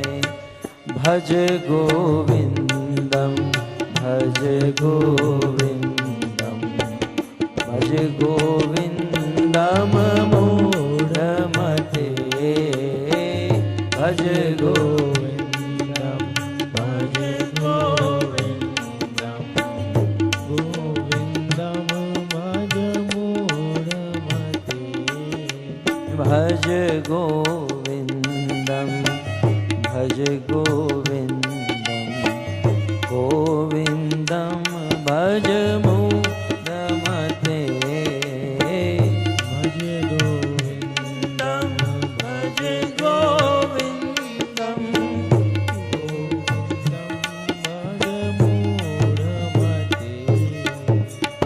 भज गोविंदम। भक्तों, यही है सभी शास्त्रों का सार, भज गोविंदम। तो इस प्रकार ये 8वां प्रश्न था, क्वचित हंसम विचित्र कथम। शास्त्र बड़ा विचित्र है और इस शास्त्र को समझने के लिए गुरु की सहायता लेनी चाहिए। तत्पश्चात नारद जी का 9वां प्रश्न कहते हैं, क्षौरप्ययम स्वयं भ्रमिम। बोले एक ऐसा चक्र है जो स्वयं अपने आप घूम रहा है और इस प्रकार से घूम रहा है कि पूरी दुनिया मिलकर भी उस चक्र को रोकने का प्रयास करे, फिर भी वह चक्र रुक नहीं सकता है। पूरी दुनिया मिलकर भी उस चक्र को नहीं रोक सकते हैं। जानते हैं वह चक्र कौन सा है? कहते हैं काल, समय। समय रूपी चक्र एक ऐसा चक्र है जो अपने आप घूमता है और इसे हम रोकने का प्रयास करें फिर भी रुकता नहीं। हमारे जीवन में आज का दिन, आज की घड़ी दोबारा फिर से कभी नहीं आएगी। एक बार काल, समय चला गया तो फिर वह चला गया, वो फिर वापस नहीं आता है। भक्तों, समय की बहुत महिमा है। इस संसार में हम लोग समय की महिमा को जान गए तो संसार से भगवान को पा गए। परंतु क्या करें, दुर्भाग्य है कि हम लोग समय की महिमा को नहीं जानते हैं और इसीलिए हमारे जीवन के अमूल्य समय को बर्बाद कर रहे हैं, बर्बाद कर रहे हैं। भक्ति, ये समय की महिमा पता चलेगी जब ये समय हमारे हाथ में नहीं रहेगा। बहुत जीवन में मेहनत करते हैं, परिश्रम करते हैं, मृत्यु के दिन निकट आते हैं, तब बच्चे डॉक्टर को बुलाते हैं, डॉक्टर साहब आइए, हमारे पिता को 1 घंटा ज्यादा जिला दीजिए, हम 1 करोड़ पैसे देंगे। 1 घंटे का 1 करोड़ बांट देने के लिए तैयार हो जाते हैं, लेकिन वह मूर्ख इतना नहीं जानते हैं उनके जीवन की 1-1 घंटे की घड़ी करोड़ों रुपए की थी और वैसे ही व्यर्थ बहा दी। अमूल्य समय व्यर्थ बहा दिया। हमारे जीवन में यह समय मिला है भगवान का भजन करने के लिए और इस समय को हम ऐसे ही व्यर्थ करते जा रहे हैं जिसका कोई मतलब नहीं, कोई मतलब नहीं। कई बार पूछते हैं क्या करें, बोले टाइम पास कर रहे हैं, अपने मोबाइल में वीडियो गेम खेलते हैं। क्या कर रहे हो, बोले टाइम पास। परंतु संसार के मूर्ख लोग नहीं जानते कि हम लोग टाइम पास नहीं कर रहे, हम टाइम को पास नहीं कर रहे, ये टाइम हमको पास कर रहा है। और कब हम इस संसार से, इस दुनिया से पास हो जाएंगे इसका कोई ठिकाना नहीं है, कोई भरोसा नहीं हमारे जीवन का। इसलिए तो गाते ना, क्या भरोसा इस जिंदगी का, साथ देती नहीं किसी का। इस जीवन का, जीवन के समय का कोई भरोसा नहीं है, कभी भी मृत्यु आ सकती है। लेकिन फिर भी ये संसार का व्यक्ति मदमस्त है अपने जीवन में। कसाई खाने में बकरे को देखा है आपने? हम मुंबई में रहते हैं और घर से मंदिर जाते हैं तो बीच में 2 कसाई खाने आते हैं, बकरे को काट कर टांग देते हैं उसे बेचने के लिए। 10 बकरे सुबह सुबह लाइन में खड़े रहते हैं और संडे का दिन होता है, लोग मांस खाते हैं। एक बकरे को अंदर लेकर जाते हैं, काट देते हैं और फिर टांग देते हैं। लोग मांस खरीदने आते हैं, बेचते हैं। 9 बकरे बचे हैं, फिर और एक बकरे को लेकर जाते हैं। वो 8 बकरे ने देखा कि हमारे बीच में से 2 बकरे चले गए और टंग गए ऊपर, लेकिन फिर भी वो 8 बकरे वहां से भागने की चेष्टा नहीं करते। वो कसाई थोड़ा सा घास डाल देता है, उसी को खाने में मग्न रहते हैं। तब तक तीसरे बकरे को उठाते हैं, उठाकर काटते हैं और टांग देते हैं। फिर भी वे लोग समझते नहीं है भक्तों, उस बकरे में और हम में कुछ अंतर नहीं है। हमारे साथ जीने वाले, हमारे साथ रहने वाले काल के गाल से मर गए और टंग गए फोटो फ्रेम में, लेकिन हमें कोई फर्क नहीं। हम उसी घास को खाने में हैं, वही धन और वही पैसा और वही दुनिया और उसी में मग्न है, कोई चेष्टा नहीं। युधिष्ठिर महाराज को यक्ष ने प्रश्न पूछा, किम आश्चर्यम, इस दुनिया में सबसे बड़ा आश्चर्य क्या है? तब युधिष्ठिर महाराज ने यह नहीं कहा इंडिया का ताजमहल सबसे बड़ा आश्चर्य है। युधिष्ठिर महाराज ने कहा अहनि अहनि भूतानि गच्छन्ति यमालयम। इस दुनिया में सबसे बड़ा आश्चर्य, बोले एक दिन में हजारों हजारों लोग गच्छन्ति जाते हैं, कहां? यमराज के दरबार में। एक दिन में हजारों लोग मरते हैं, हमसे बड़े मर गए, हमसे छोटे एक्सीडेंट में मर गए, आजू बाजू ऊपर नीचे रहने वाले मर गए। लेकिन संसार में सबसे बड़ा आश्चर्य कि व्यक्ति अपने जीवन में कभी ऐसा नहीं सोचता है कि मैं भी एक ना एक दिन मरूंगा, एक ना एक दिन मैं भी मरूंगा, ये कोई नहीं सोचता है। शेषा स्थावर निचंती किम आश्चर्यम यतः परम, ये सबसे बड़ा आश्चर्य है। भक्तों, जो दिन हमारे जीवन में आने वाला है, जो सनातन सत्य है, वह है मृत्यु। जो चीज हमारे जीवन में होने वाली है उसके लिए हम एक बार भी नहीं सोचते हैं, और जो कभी नहीं होने वाला, हम कभी करोड़पति नहीं बनने वाले, लेकिन उसके लिए रात दिन मेहनत करते हैं। कभी अमेरिका नहीं जाने वाले, लेकिन उसके लिए रात दिन मेहनत करते हैं। जो चीज हमारे जीवन में नहीं होने वाली उसके लिए रात दिन मेहनत, और जीवन में जो चीज होने वाली है उस मृत्यु के लिए कभी नहीं सोचते हैं। यही है संसार का सबसे बड़ा आश्चर्य। और भागवत में चूहे और सर्प की उपमा दी गई है। हम लोग हमारे जीवन के इस कीमती समय को चूहे की तरह बिता रहे हैं। चूहा जब अपना घर बनाता है तो खेत में इस कोने से घर बनाना शुरू करता है, दूसरे कोने से निकलता है। अपने घर के अनेकों दरवाजे रखता है, क्योंकि सांप अपने लिए घर नहीं बनाता, वह चूहे को मारकर चूहे के घर में रहता है।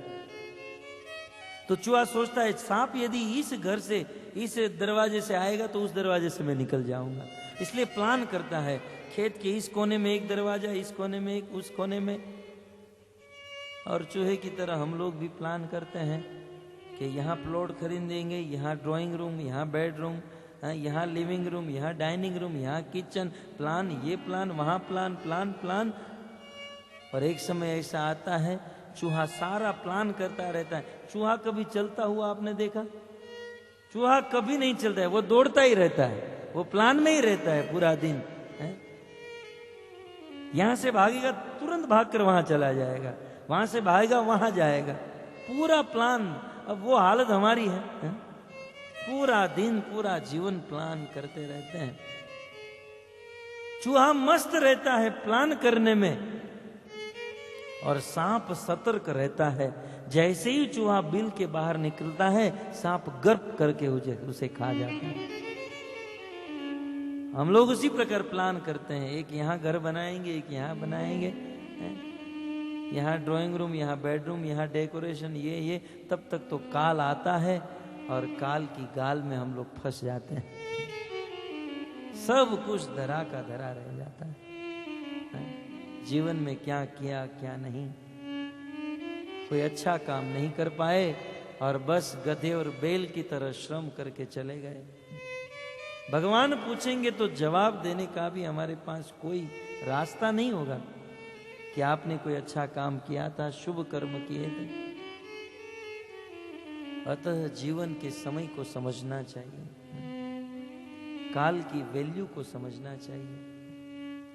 हम लोग समय की गिनती करते हैं ना, आप विचार कीजिए हमारे पास समय है कहाँ कि हम समय को टाइम पास कर रहे हैं।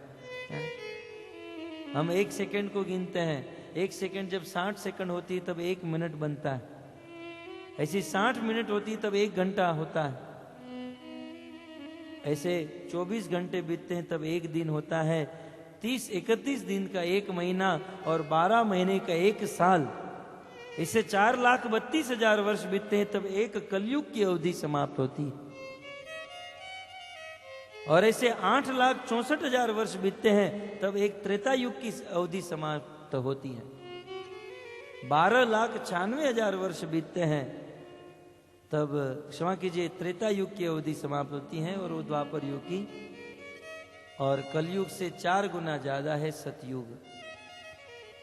तो इस प्रकार सतयुग, त्रेता युग, द्वापर युग और कल युग, ये 4 युग जब मिलते हैं तब एक चतुर्युग बनता है। ऐसे 10,000 चतुर्युग बीतते हैं तब जाकर ब्रह्मा जी के 12 घंटे समाप्त होते हैं, और उतनी ब्रह्मा जी की रात है। ब्रह्मा जी के वहां एक दिन हमारे यहां 8 अरब और 64 करोड़ वर्ष के समान है। अब ब्रह्मा जी के सामने हमारी क्या गिनती है? इस पृथ्वी पर 8 अरब 64 करोड़ वर्ष जब बीत जाते हैं तब ब्रह्मा जी का एक दिन समाप्त होता है। ऐसे ब्रह्मा जी के 30 दिन का महीना और 12 महीने का 1 साल, और ऐसे ब्रह्मा जी 100 साल जीते हैं। ब्रह्मा जी की आयु कितनी दीर्घ है। और ब्रह्मा जी का जब 100 साल समाप्त होता है तब भगवान श्री विष्णु की एक सांस लेने की अवधि पूरी होती है। भगवान विष्णु जब इतना करते हैं तब ब्रह्मा का 100 साल समाप्त हो जाता है। और यहां पृथ्वी लोक की तो कोई गिनती नहीं है, कितना वर्ष और कितना चतुर्युग। अब विचार कीजिए, भगवान के सामने, ब्रह्मा जी के सामने हमारी क्या औकात है।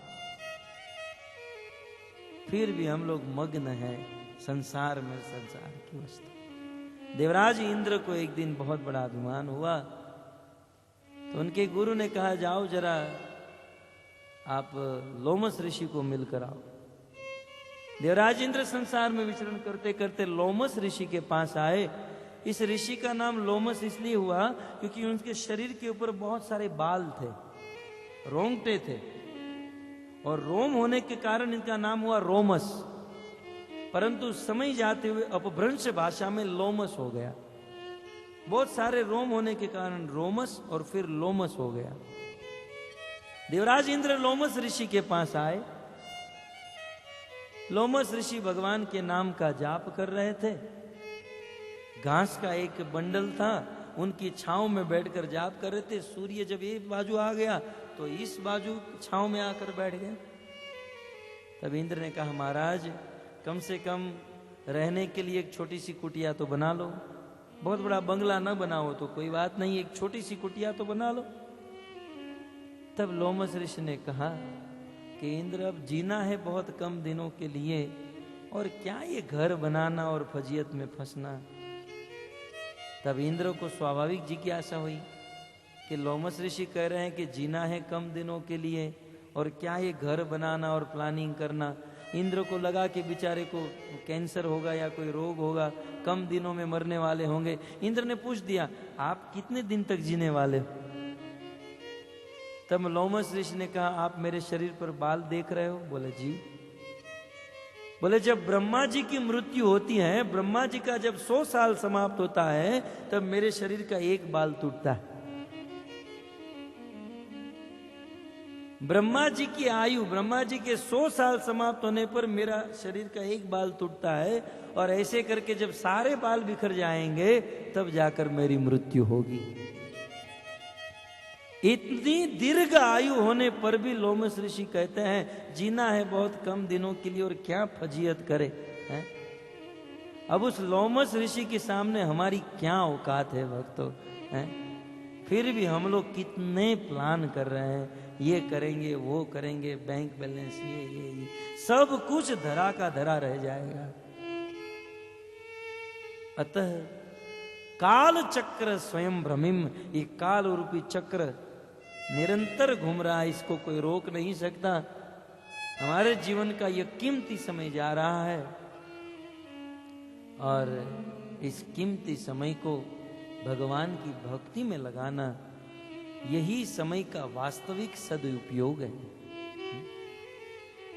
वैसे तो भक्तों आप लोग रोज अपने अपने कार्य में व्यस्त रहते हो, परंतु आज श्रील प्रभुपाद जी की कृपा से और हमारे राजसूय प्रभु और यहाँ के अनेकों भक्तों की कृपा से आपका कुछ समय भगवान की कथा में, भगवान की भक्ति में लगा।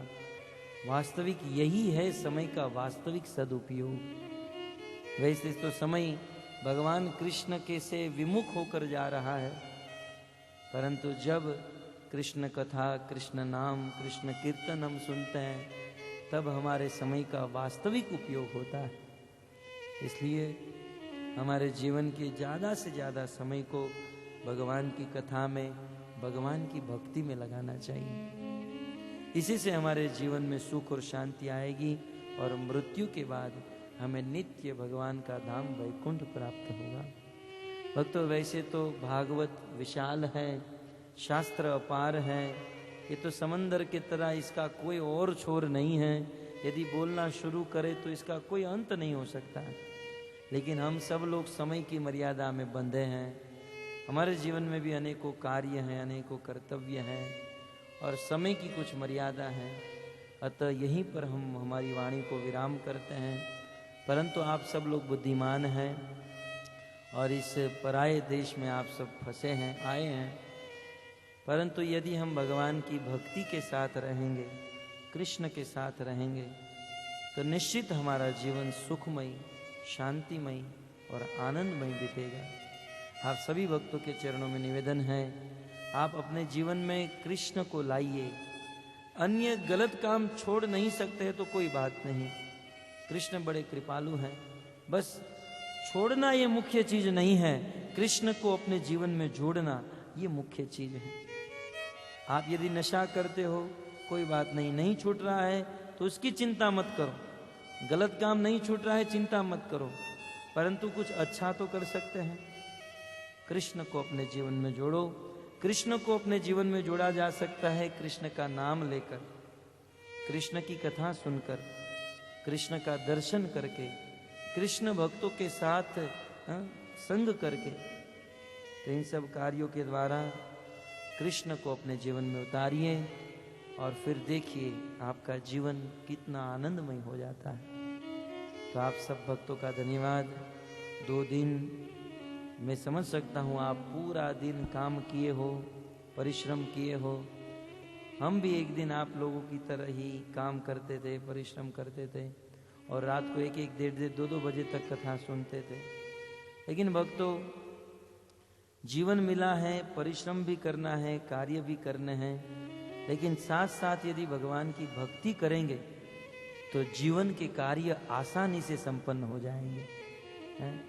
नहीं तो बिना भक्ति किए जीवन के कार्य में भी बहुत कठिनता होगी।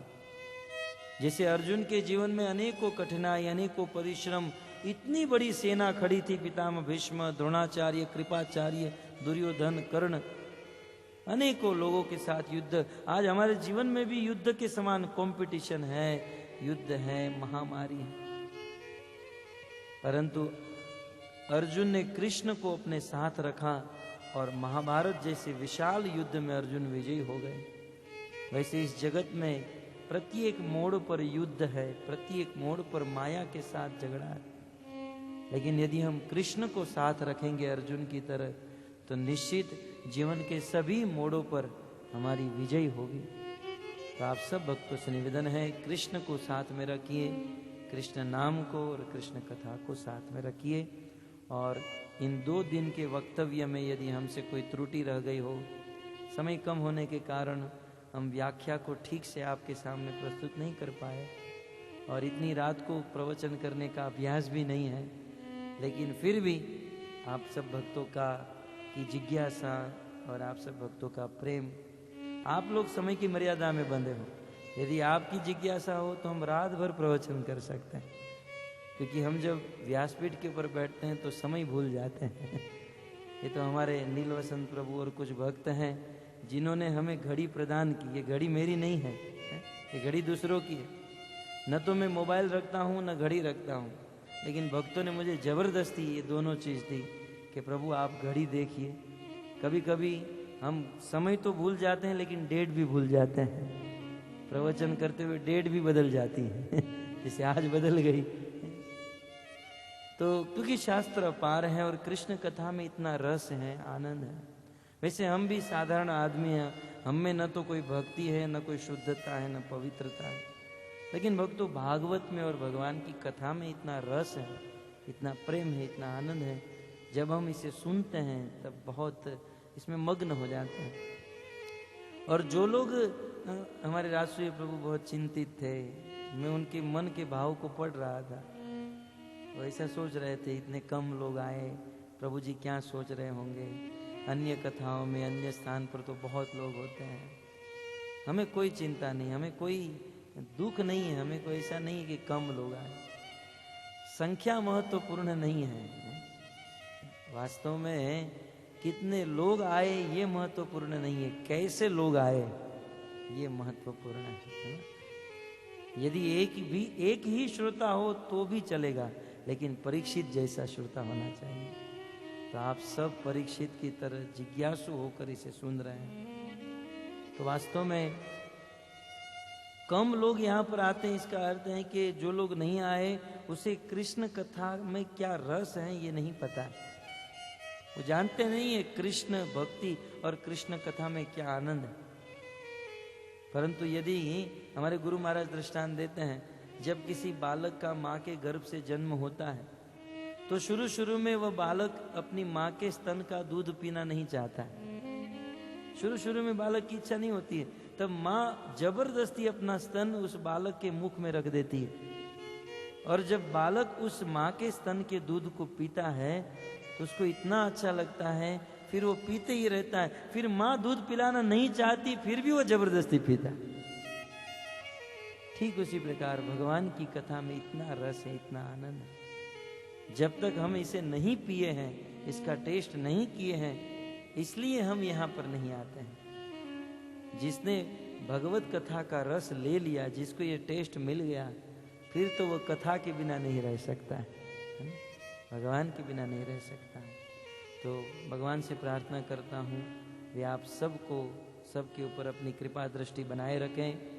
आप सबको आशीर्वाद दें, हम सबको आशीर्वाद दें कि जिससे हमारे जीवन में सुख, शांति और उनकी शुद्ध भक्ति प्राप्त हो। मैं विशेष करके राजसूय प्रभु का आभारी हूँ।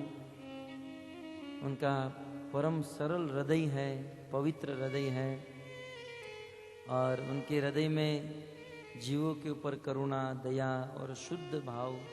वास्तव में ऐसे लोगों को भगवान जल्दी मिलते हैं, जिनका हृदय कोमल और शुद्ध होता है। राजसूय प्रभु को धन्यवाद और उनके परिवार को धन्यवाद। भगवान से प्रार्थना उनके परिवार को शुद्ध भक्ति मिले। और मुझे प्रार्थना करनी पड़ेगी राजसूय प्रभु को कि आप में जो भक्तों की सेवा करने का भाव है, आपका जो भक्तों के प्रति लगाव और प्रेम है, आप मुझे आशीर्वाद दीजिए कि मैं भी इस प्रकार भक्तों की सेवा कर सकूं, जिस प्रकार से आप कर रहे हैं।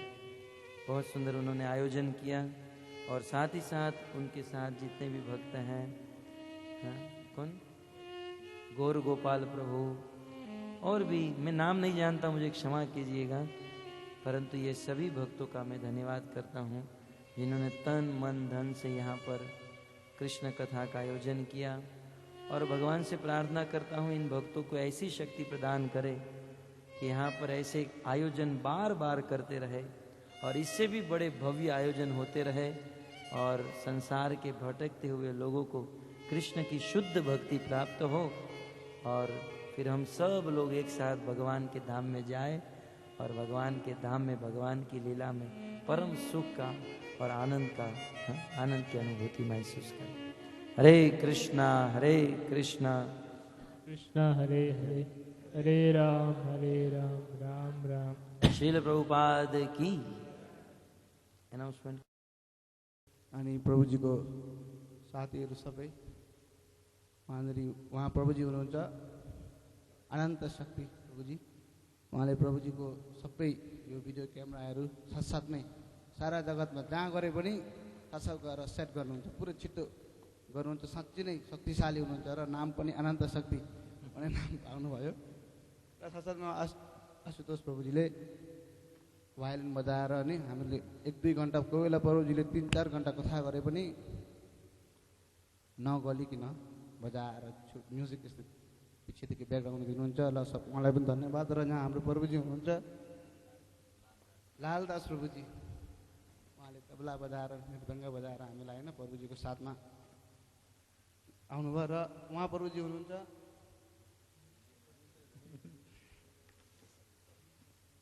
दिलबहादुर दास प्रभुजी।